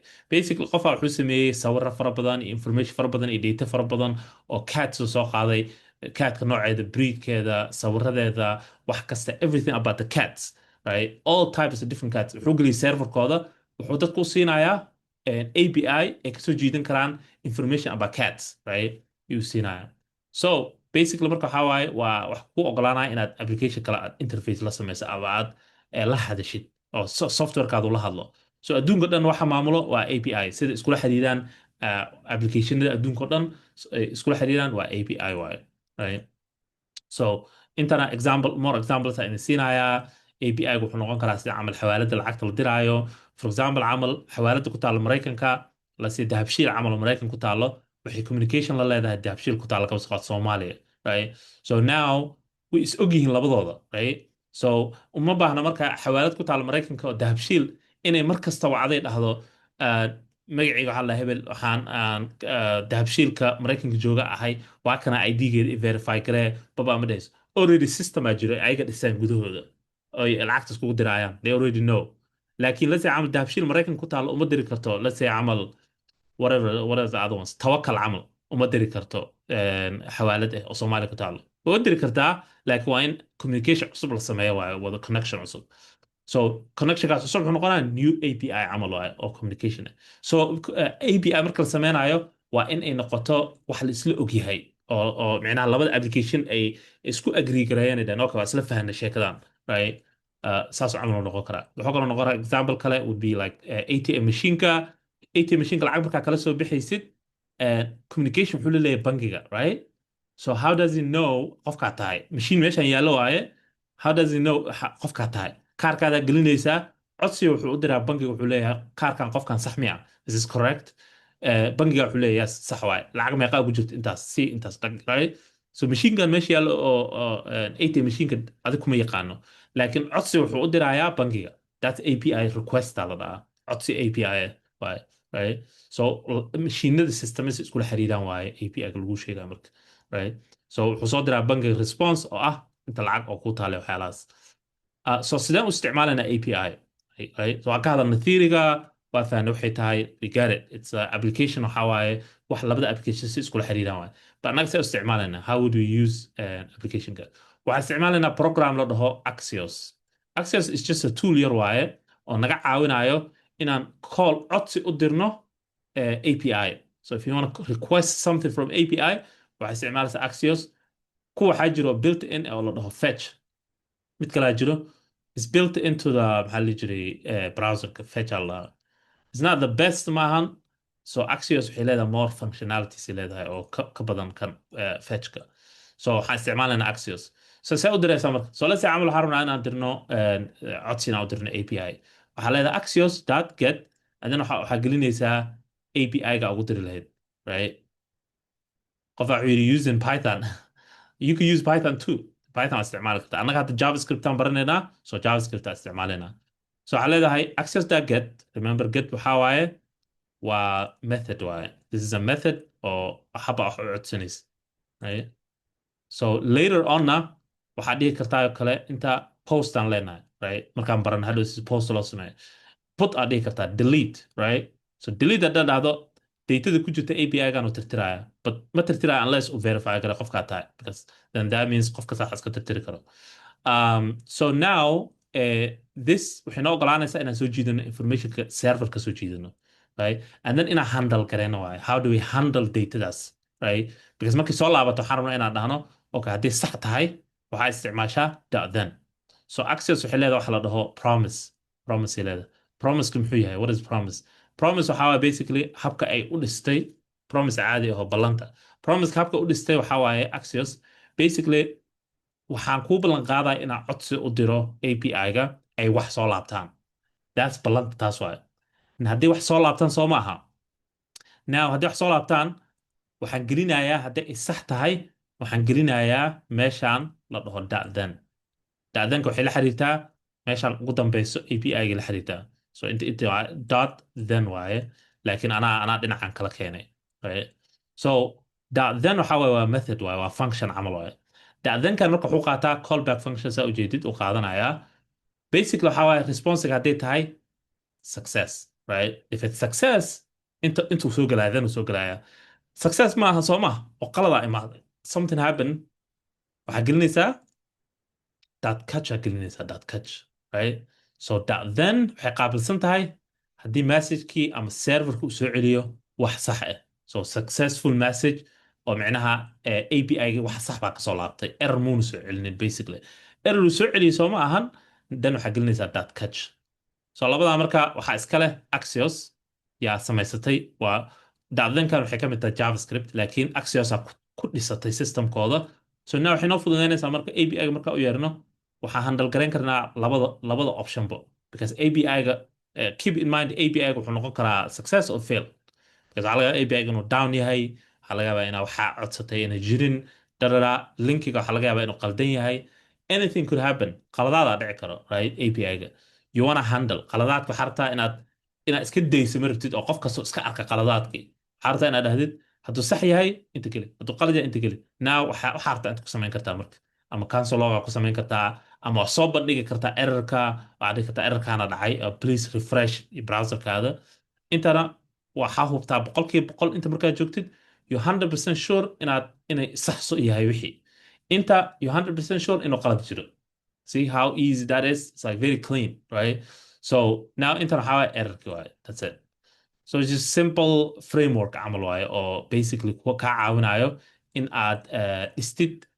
API inaad u yeeratid right so annaga saana isticmaalayna marka we just gonna call API then waxaan leenaha then markuu yahay waxaa dhahdaa basically soo bandhig informationkii ama soo bandhig jokii right haddii uu catchka uu galo informationka micnaheed error waaye so waxaan leenaha sorry maybe wax baa qaldan something went wrong website waa aragteen right wax markay qaldan oh embarrassing sorry something went wrong please come back later or go home or something like that linkii ku siinaa meel ku aadid that's meeshaan catchka markay soo gasho sheekada right because ma ogaan kartid boqolkiiba boqol API wuxuu soo celin karo so you have to handle both ways right so tanna mustaqbalkan waa baran doontaan more right wax su'aala hadda meeshaan so far what do we see here any question yes Ayub go ahead I was just wondering which software in the process calls the .then and .catch functions when they get responses back. So as you know, API gan u yeerino. Whatever API this is a fake API, why? Fake server API. This could be like the jokes API. This could be the weather API. Noqon karaa Twitter API, Facebook API, any API noqon karaa. Ayaga dhexdooda, we never know inuu crash noqon kara in kale. We never know wax ka imaan karo, right? Mostly we're expecting inuu wax ka imaadaan sax eh. We're expecting mostly inuu wax sax ka imaadaan. But you never know. So now in the application guide, you have to handle both ways, right? When I sugtid labada dhinacbo. So that's why anaga ma maamulno why ay qalad u imaanayo. Anaga waxaa maamulnaa kaliya hadduu qalad imaado inta keli, hadduu sax imaado inta keli. Those are the two only options I haysatid. Either serverka wuxuu soo celinaa wax sax eh ama wax qalad soo celinaa wax u dhexeeya ma jiro. There's no uu soo celinayo dhahay maybe wax la ma jiro programmingka.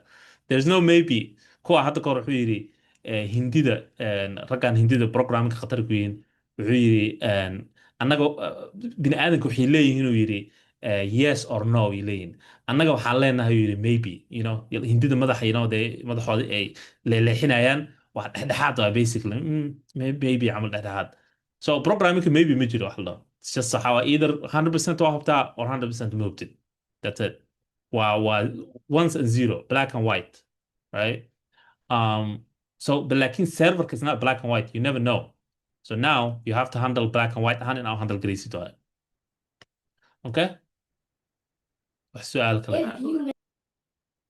yeah Okay, I understand, but so when will the function .then and .catch actually be called? Like when the response actually comes, then the functions will be called, or what? The data actually comes from the API side. Yes, so you call it right like function kasamenesa, you prepare it ahead of time. So before you even call it, waxa samenesa labadaba samenesa. You create both methods kind of. So kuwan already we sameysay these are already built in. These are built-in functions, right? You don't have to create adiga. So they're built-in functions in Axios. Program kan Axios kan isticmaalena waa third-party program waaye. So then marka dhahdo then it's already built in sana u samaynaysaa then now API marka u yeertid automatically labada meel ku dhacaya it's like laba hog camal waaye two places oo geli kara waaye right and that's it Okay. yeah qof kale ma su'aal qaba okay so let's move on example I introduced doona so don't worry if you don't fully understand right now it's okay all right so we're just kind of highlighting and meeshaan animation ahaan. Okay, so we're done with this one. Okay, let's do the API call laftirkiisa aan sameyno. Okay, so API call waxaan isticmaalaynaa jokes API wax la dhaho. soo isticmaalaynaa jokes API waa kana. Let me just go to their website, jokesapi.dev. Yeah. So it's a free website or kusinayo information or jokes. It will give you all types of jokes kusinaya. Wuxuu leeyahay kind of like a way a lot filter gareeyu leeyahay. You can filter by different categories, different languages. You can see they have these languages. waxyaalo badan ay leeyihiin. They have all kind of stuff. They have even religious jokes, political jokes. So if we do political jokes and we say something like yeah, let's do political jokes بس. And then عندنا send request. فكان راح نسوي لنا data نسوي لنا. So joke لفتكيس حواي dark humor. Dark humor is like food. Not everyone gets it. I don't know. And then you can send another one and they will give you another one. So it's something like that. So another harmona marka, what we want is two-part. We want the two-part example harmona because harmona setup and delivery harmona. So now that it will give you two-part. It will give you the setup and it will give you delivery. Into AI, what do you use to blindfold an Asian? A floss. Website can also racism jokes by the way. So you have to filter by that too. Right? Racism jokes sexist jokes, all that stuff. It's just a interesting website. But I'm not gonna filter green now. We just want clean jokes. I don't know this, right? So clean jokes. This is how it looks like clean jokes. So inta gelinaya linkigan kor ku yaalo waxa waaye waxaan geliyay waxay leeyihiin wax la dhaho right here you see waxay leeyihiin marka optionadan dooratid waxay ku siinayaan inta URL-kii bedelayaan waxay gelinayaan wax la dhaho waa query la query basically. So basically API-ga ama linkiga iyo waxay gelinayaan waxyaalaha aad rabtid basically habka u rabtid format-ka rabtid. Annaga format-ka rabno waa kana. So if we click it data-dana soo laabanayso. Right? This is how waxaan rabnaa setup-kan iyo just delivery. We don't care waxyaalaha kale. So now, as you can see, Kanaga was clean, right? What did the functional programming get thrown out of the school? Why did the functional programming thrown out of school? Because he refused to take classes. Because functional programming and class programming or object-oriented programming. What does Santa suffers from if he gets stuck in the chimney? Claustrophobia. Claustrophobia. So this one is a category Christmas ukujira, you see, changes the categories. Categories bun. Yeah, so inta like rabna that's all we want, right? So URL kana u yeerina anagoo isticmaalana Axios. Waxaan leenahay waxaan noo soo celisay intaan bas. That's all we need, right? So waxaan ku laabanaynaa code-kanagi. We're gonna go back. Instead of meshan, right? Instead of kan, and comment aadan ku sameynaynaa. Waxaan u yeerinaynaa function. Create a function that calls the API. Okay. So waxaan leenahay function fetch joke. I'll bixinaynaa functionka simple function. And Axios aan rabnaa inaan isticmaalno. To use Axios waa inaan soo import gareyno waayo. Waa inaan keenno Axios. Axios barnaamij waayo oo soo jiidanaysid basically. So Axios API haddaad ahdid, you see right here, website-kooda waa kana. And waxaan tegaynaa un bese, we're gonna go to setup or let's go back to introduction-ka. Introduction-kooda habka loo soo install garaysanaa waa kuwaana habab kala duwanaa loo soo shubtaa. Annaga waxaan rabnaa un bese, we just need the script, right? Scripting-gaan la rabnaa. Just like sida JavaScript-yaasha kale oo failasha u gelinaysaa meeshaada. So you just go to the HTML right here, waxaad gashanaysaa the basically, I think inaan corner would be better. Okay, because waxaan rabnaa marka hore in Axios-kan soo jiidano and then waxaan rabnaa fileka JavaScript-ga inuu process gareysmo. And that's it. So kana soo jiidata Axios-ka now meesha waan ku dhex isticmaali kartaa marka, right? We could use it in here. So waxaan sameynaynaa waxaan leenahay functionka wuxuu soo celinayaa it returns Axios. Okay, dot get. Okay. Inta maxaa galayo Axios dot get ka bacdi inta maxaa galayo What do we put in there? Remember waxaan فانكشنka response function remember waxaan kasoo jiidanaynaa jokeska waxaan kasoo jiidanaynaa website right here website-kaan kasoo jiidan waxaa galayo API-ga galayo API-gaan kasoo jiidanayna yaa wuxuu galayaa right here so actually that get API-ga halkan galayo so what you do is we paste the URL-ka like that right okay so this is the API waxaan sameynaa waxaan gelinay filters aan gelinay si una waxyaalo oo racism iyo dirty stuff waxaas noo soo aruurinin filters aan gelinay but the main thing intaan leewaaye this is the main part intaan kala filter leewaaye aan filter gelinay now marka maxaan dhehnaa marka hadda maxaan baranaynaa hadda markii aan slide-ka joognay yeah what do we say qofaa mute-ka ka furan yahay okay maxaan dhehnaa halkan what are we gonna say remember waxaan nidhi laba option leh bes waaye markii API u yeertid you only have two options yeah response and error so either si sax inuu kusoo laabto ama si qalad inuu soo laabto so how do we handle it we say dot then alena dot then waxay qaabilsan tahay success basically inay wax si sax usoo laabteen waana method waaye qaadanayso callback function waaye so method caadi waa function qaadanaya another callback function laakiin usually habka caadiga loo sameeyo waxaa next line aa la geeya like that you put in the next line halkan waa geen kartaa right there but you can put a next line waxay qaadanaysaa a basically callback function it takes a callback function kan wuxuu noqonayaa markaa wixii soo laaban lahaa so you could name it whatever you want you could say response or res something like that so response waxaan leenahay you could just say like that and then into how function okay so inta gudaheeda marka waa hubnaa boqolkiiba boqol inay wax soo laabteen so to make sure we're just gonna cancel log it for now waxaan leenahay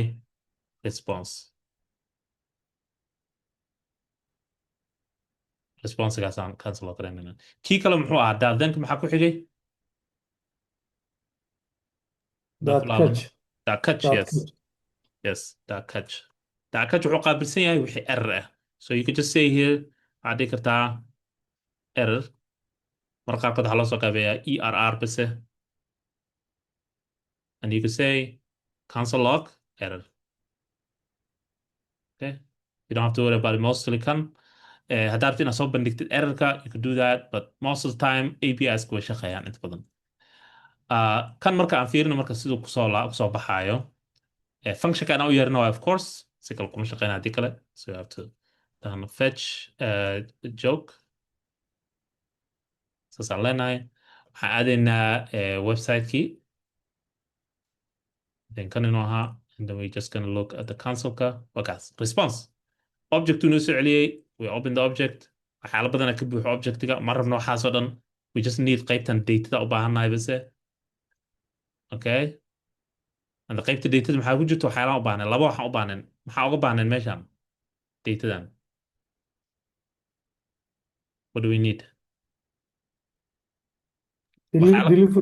delivery waxaan u baahanaa category we need the setup and delivery that's all we need so waxaan samayn karnaa waxaan leenahay marka inta dot data aan leenahay anaa haddaan fiirino waa kana soo celinaya objectigii oo joog dhan uu soo celinayaa and then waxaan u diraynaa marka kana marka wuxuu yahay waxaa ku jiro dot delivery dot setup intay ku jiraan waxay ku jiraan response dot data so now functionkii oo aan sameynaha daayay waxaan u diri karnaa response dot data u diri karnaa right does that make sense response dot data haddaan u dirno waxaa soo baxaayo waxaan farad badan laakiin annaga waxaan ka rabnaa bis delivery iyo setup bis aan ka rabnaa waxyaalahan kale iskaga jiraan meesha dee rabaan okay wax su-aal hadda meeshaan waxaan soo celiyey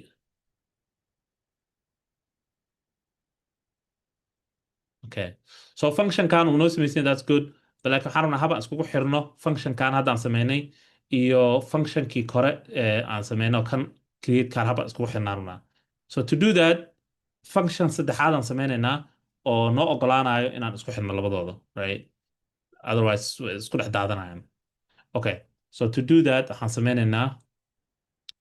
waxaan sameynaynaa function kala sameynaa so functionkan waxaa waaye just display le waa labadoo isku xiraya isbaraya un base so waxaan leenahay display waxaan leenahay new joke display new joke also functionka u yeeri karnaa mar kasta oo aan sameynayna joke cusub haddaan rabno inaan u yeerano u yeeri karnaa new jokes okay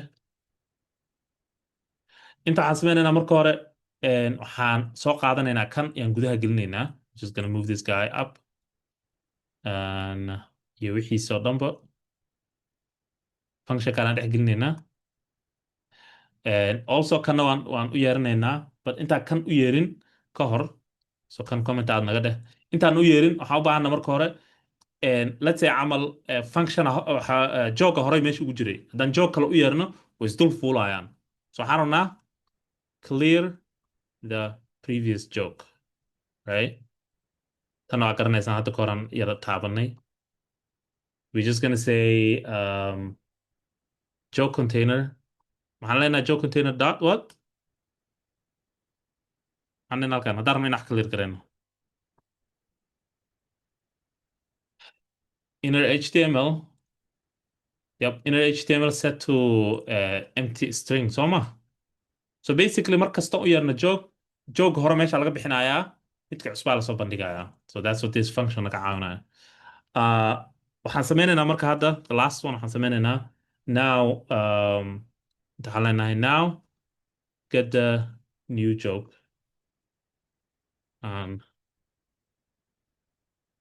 to the create joke card function create joke card function okay all right so inta waxaan ku sameynaynaa marka waan u yeerinaa kana isticmaalaynaa so to do that waxaan u yeerinaa functionkii fetch joke marka hore so fetch joke inaan u yeerno waaya fetch joke waxaan leenahay waxaa noo soo celisaa functionkii inta waxaan leenahay meeshaan cancel ogaan leenahay bedelaynaa waxaan leenahay we're gonna do return inta return aan leenahay response data right to do that so wuxuu soo celinayaa data soo celinaa u yeerinaa then waxaan leenahay asaga laftirkiisa waxaan leenahay then because hadduu asaga yahay promise haddii wuxuu soo celinaa haddii promise tahay you could also say then so that means معناها markii il soo celiyo joogii ka bacdi waxaan leenahay then waa callback function gelin karta of course waxaan leenahay waxaa soo celisay joke soo celisay we just say like this joke soo celisay waxaan leenahay waxaa ku samaysaan leenahay markaas now waxaa gelisaan leenahay inta geli joke soo laabanayo halkan geliyaan leenahay so kana u yeerinaa marka just gonna do like this okay so basically waxaan niri waxa u yeertaa functionka fetch joke oo soo celinaya jokii waxaa hubisaa aan niri marka hore joke inuu soo laabanayo joke soo laabtay now joke waxaa u dirtaa aan leenahay marka functionkii create card joke so inta waxaan rabnaa ku magacaabi karnaa we could just say here joke waxaan dhihi karnaa we could say let's say current joke joke haddaan joogno waaye just say like that okay so now just waxaan u baahana marka inaan u yeerno functionka display new joke kas wixii dhan isku xirayn hadda everything's connected joke hore meesha laga bixinayaa API-ga loo yeerayaa waxaa lagu xirayaa create joke cardka lagu xirayaa waa lasoo bandhigayaa so let's see marka hadda inuu noo shaqeeyo let's go here display boom kaas intaas leelana bas display new joke so aan fiirina marka hadda in wax noo soo baxeen okay so it looks like we have a new joke haddaan refresh dhahno we have a different joke I had a granny that wouldn't decide whether to bury or cremate. In the end, we decided to just let her leave. Oh man. Yeah. So jokes ku soo laabanayaan. Maxaa hadda problemkan haysta maxaa waay marka? What am I doing hadda maxaan sameynaya? Haddaan rabo joke cusub inaan helo. What am I doing? I reload the page. Reloading. Ma u baahana inaan reloading sameyno? Why do we have button kan meeshaan? Ma shaqeynaya, it's not even working. Right? So maxaa waay the last Right. step marka u baahana inaan sameyno? Add an event listener to the button. Yep. So buttonka inaan ka shaqaysiino. So markastoo click la siiyo inuu u yeero joke cusub. right isagoona pageka reloading ku sameynin and already buttonkan uu noo jiraa waa kana we have the button right here just waa u yeeraynaa like classkiisa la u yeeraynaa and then waxaan leenahay markastoo click lagu siiyo waxaa u yeertaa functionkan that's all it's doing okay intaana buttonka gaarin wax su'aala any questions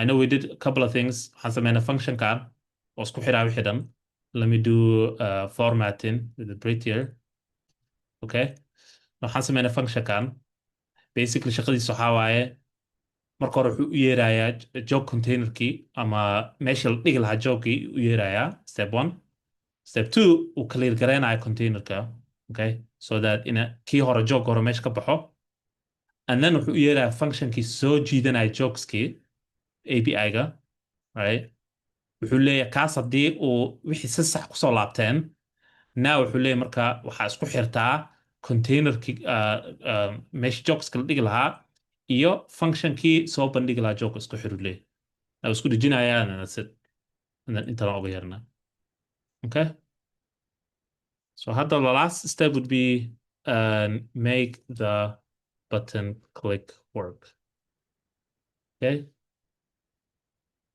so to do that marka hore buttonka u yeerinaa just gonna say const button see ugu yeerinaa qof inaga caawiya u baana buttonka wuu jiraa it's existing here class uu leeyahay wixii dhan see ugu yeernaa halkan dadkii hore ii caawinaa mee dad kale dad cusub u baana sidee wax horey ugu jira HTML-ka JavaScript ugu soo jiidan karta halkan create element create element qof ayir create element should we say create element okay remember create element waxaa waaye create element waa ustaad create element to is to create new element okay not to get an existing element so buttonka is it existing miya mase waa new it's right here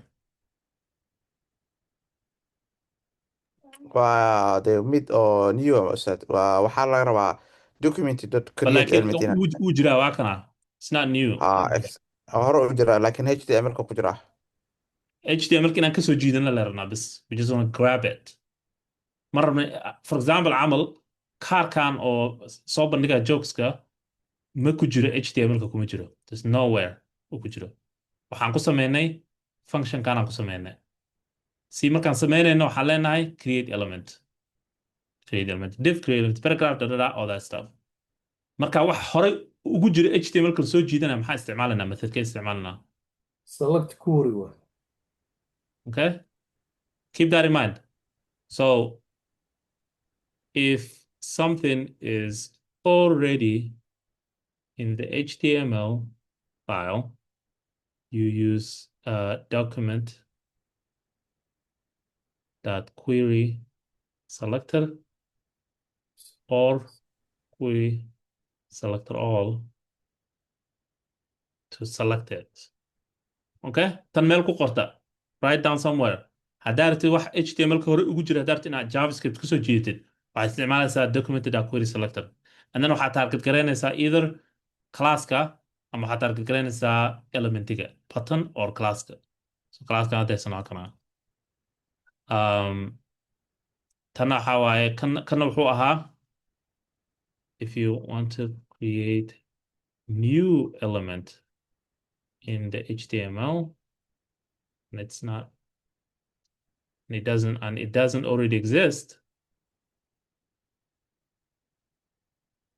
use document dot create element okay so meel ku qorto waxyaalahan so haddaan ku dhaho element cusub aan rabnaa inaan sameyno haddaan ku dhaho create element haddaan ku dhaho wax horey u jiraan rabnaa inaan soo jiidano query selector iska meel ku qorta saa u xasuusataan so tan waxaan sameynaynaa marka already u jiraa buttonka maxaan isticmaalaynaa marka hadduu already jiro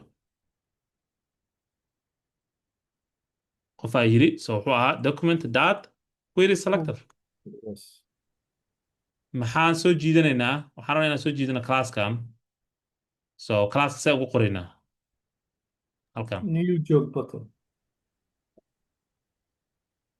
saas ma dhehna. Remember query selector wuxuu u shaqeysaa si CSS-ka. waa CSS dad that's what dada you raacinaya ustaad.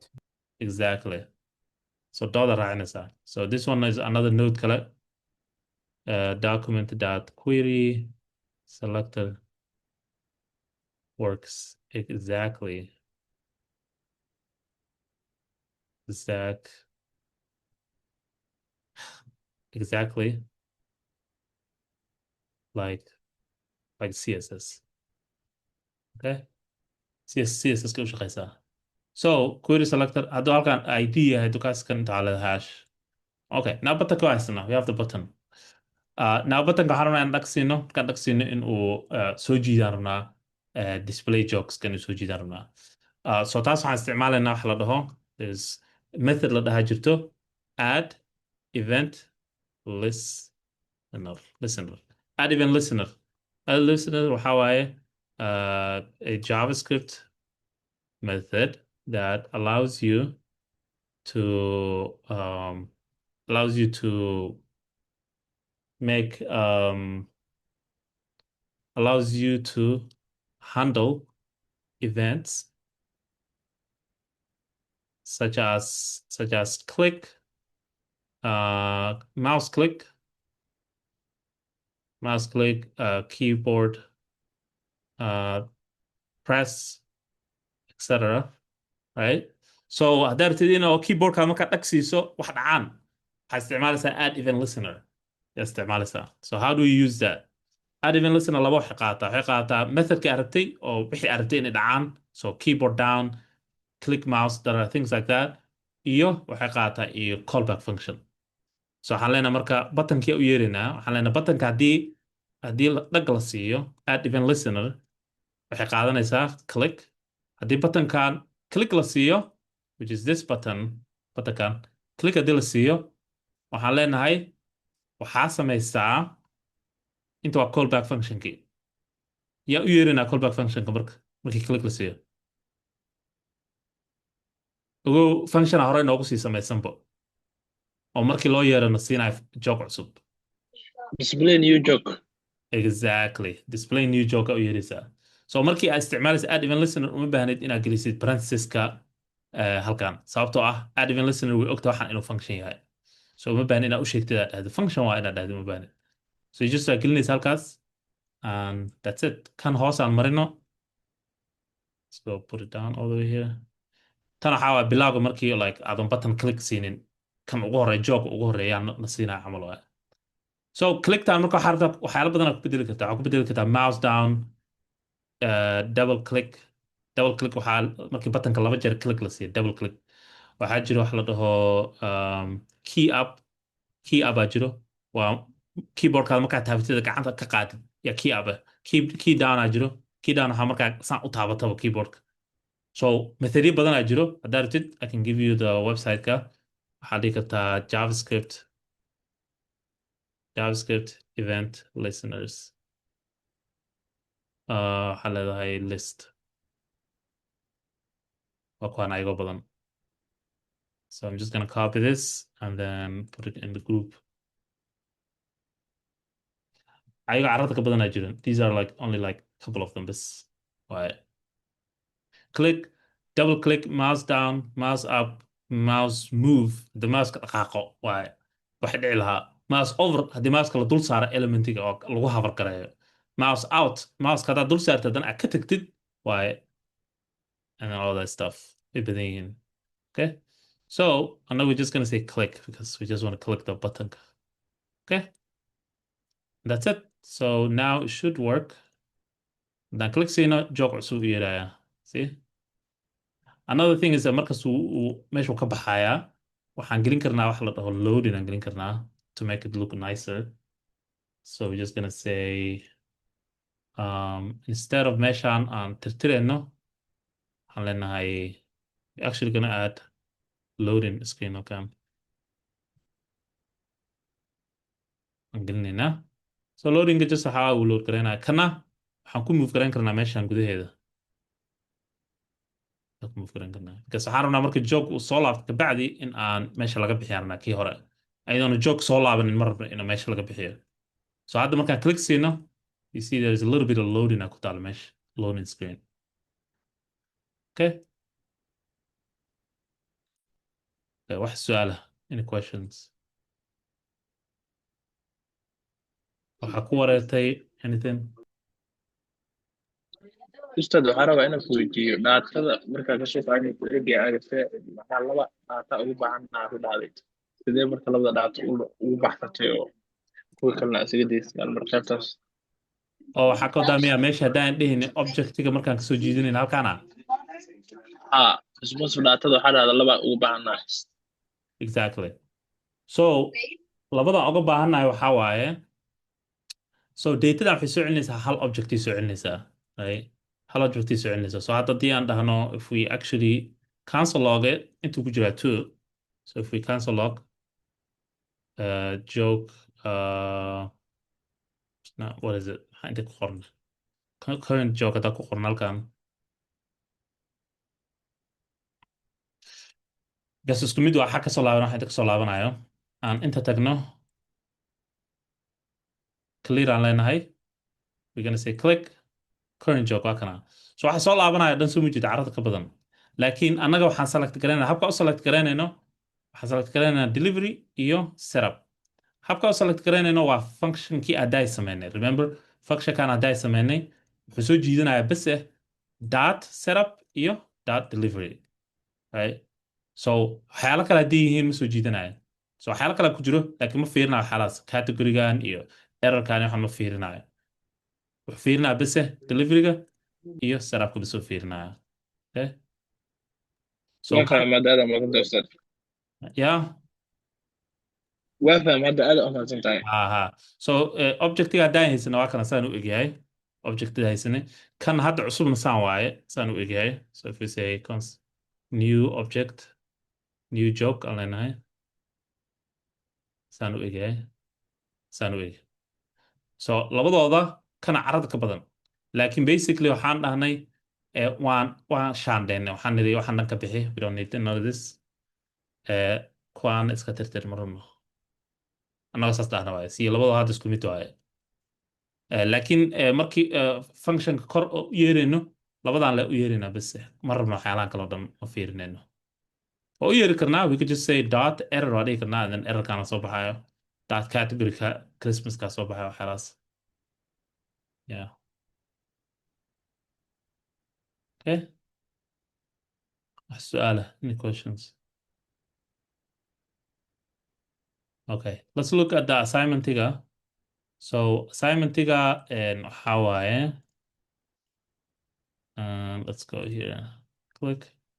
So assignment tiga waa So keep this in mind. inaad isha ku hayso meeshan waan ku sharaxaa si u shaqeyso si aad micnaha u fahantid. Okay, go ahead. You have a question?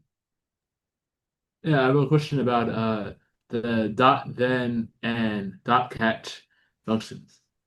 Okay, Again, no problem. can we use the dot then and dot catch functions on any function, even one that's not related to the axios thing? Like use fetch joke, you used this is not a function of itself related to axios, you use dot then and dot catch on it.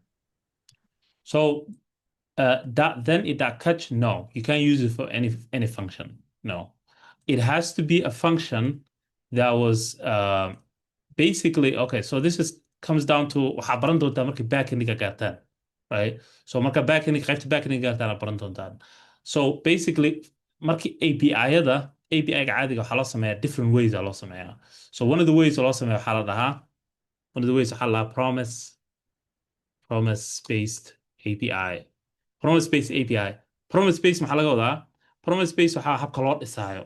Habka loo dhisaayo waxaa la leeyahay methodka micnaha habka ay API u dhiseen dadkan yaa waxay sameynayaan waxay leeyihiin okay waxaan rabnaa marka ugu horeyso we need to have a promise function. It should be something like this. Promise function that waxaan leenahay success iyo waxaan leenahay promise that fail camal something like this waaye fail. So kuwan basically markay saan sameeyaan sorry waxay sameynayaan process promise dot fail. So waxay sameynayaan labada option ay sameynayaan labada option marka waa functionno waaye basically habka backending marka saan loo sameeyo waa u yeeri kartaa da'dan waa u yeeri kartaa laakiin haddaa saan loo sameynin then uma yeeri kartid saan uguma yeeri kartid waxaa kaloo jiro marka access waxay noo sameynaysaa the good thing about access is it doesn't matter API ga inuu isticmaalo promise iyo wax kale ayadaa u convert garanayso API ga waxay u convert garanaysaa promise right so this is a easy way or any API loo bedeli karo promise then now any API then catch waa isticmaali kartaa laakiin function kasta ma ku isticmaali kartaa then catch it has to be something like Axios inuu yahay waaye ama API oo waxaa kaloo jiro mid la dhaho fetch by the way so in case aragtid waxaa jiro barnaamij la dhaho fetch right exactly saan leedahay bas fetch dot get aa leedahay fetchkan uma baahan inaad soo jiidatid third party wuxuu ku dhex dhisan yahay javascript ku dhisan yahay right so waa isticmaal kartaa isaga laftirkiisa laakiin problemkiisa waxaa waaye waxyaala wuxuu leeyahay limits uu leeyahay so Axios waa isticmaalina so yes so uma isticmaali kartid no da'dan catch uma isticmaali kartid any function it has to be API inuu yahay waaye number one number two waa inuu yahay API lagu dhisay da'dan catch ama lagu dhisay promise ama waa inuu isticmaalaya Axios which is already has a built-in promise right so that's the only way so quite special way waxaa loogu talagalay APIs ka bisa loogu talagalay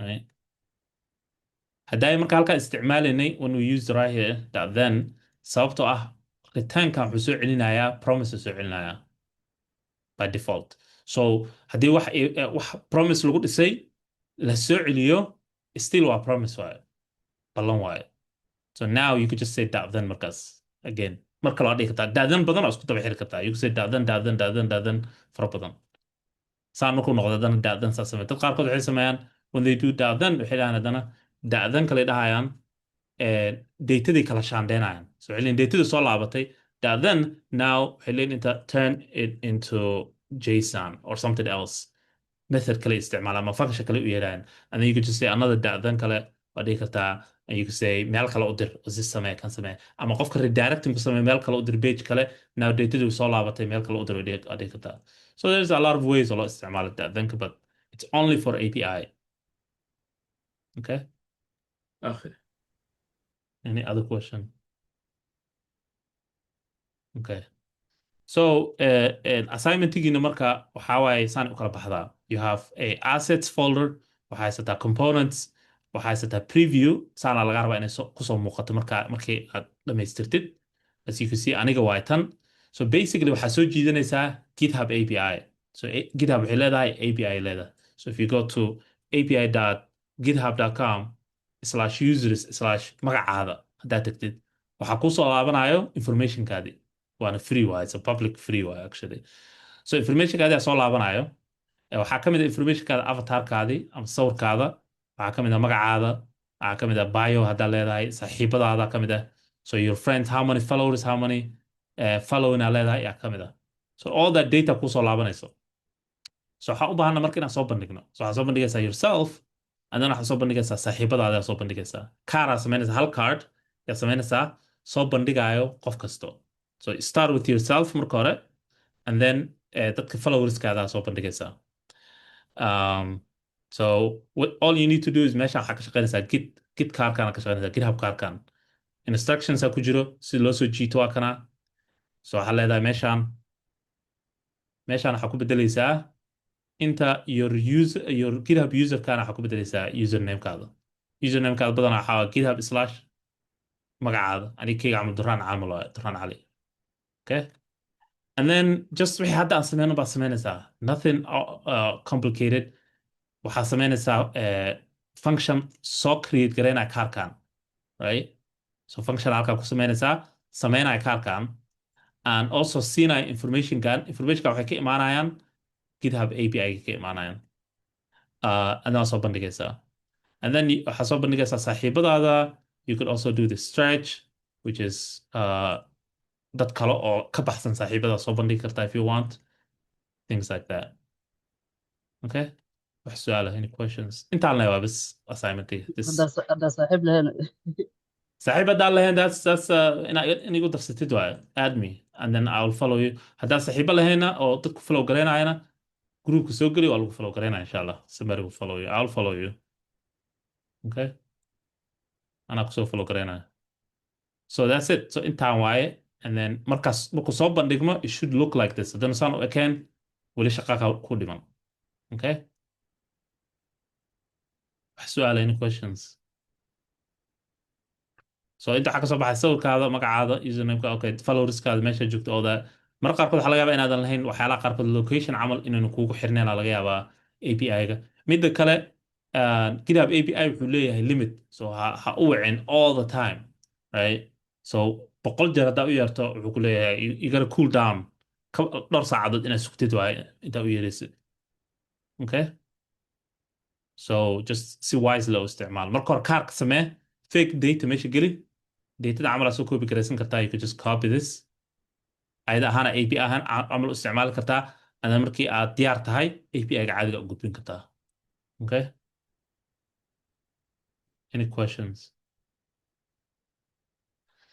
All right. Inshallah, intaa kusoo ekisiinaynaa week 7. That's it.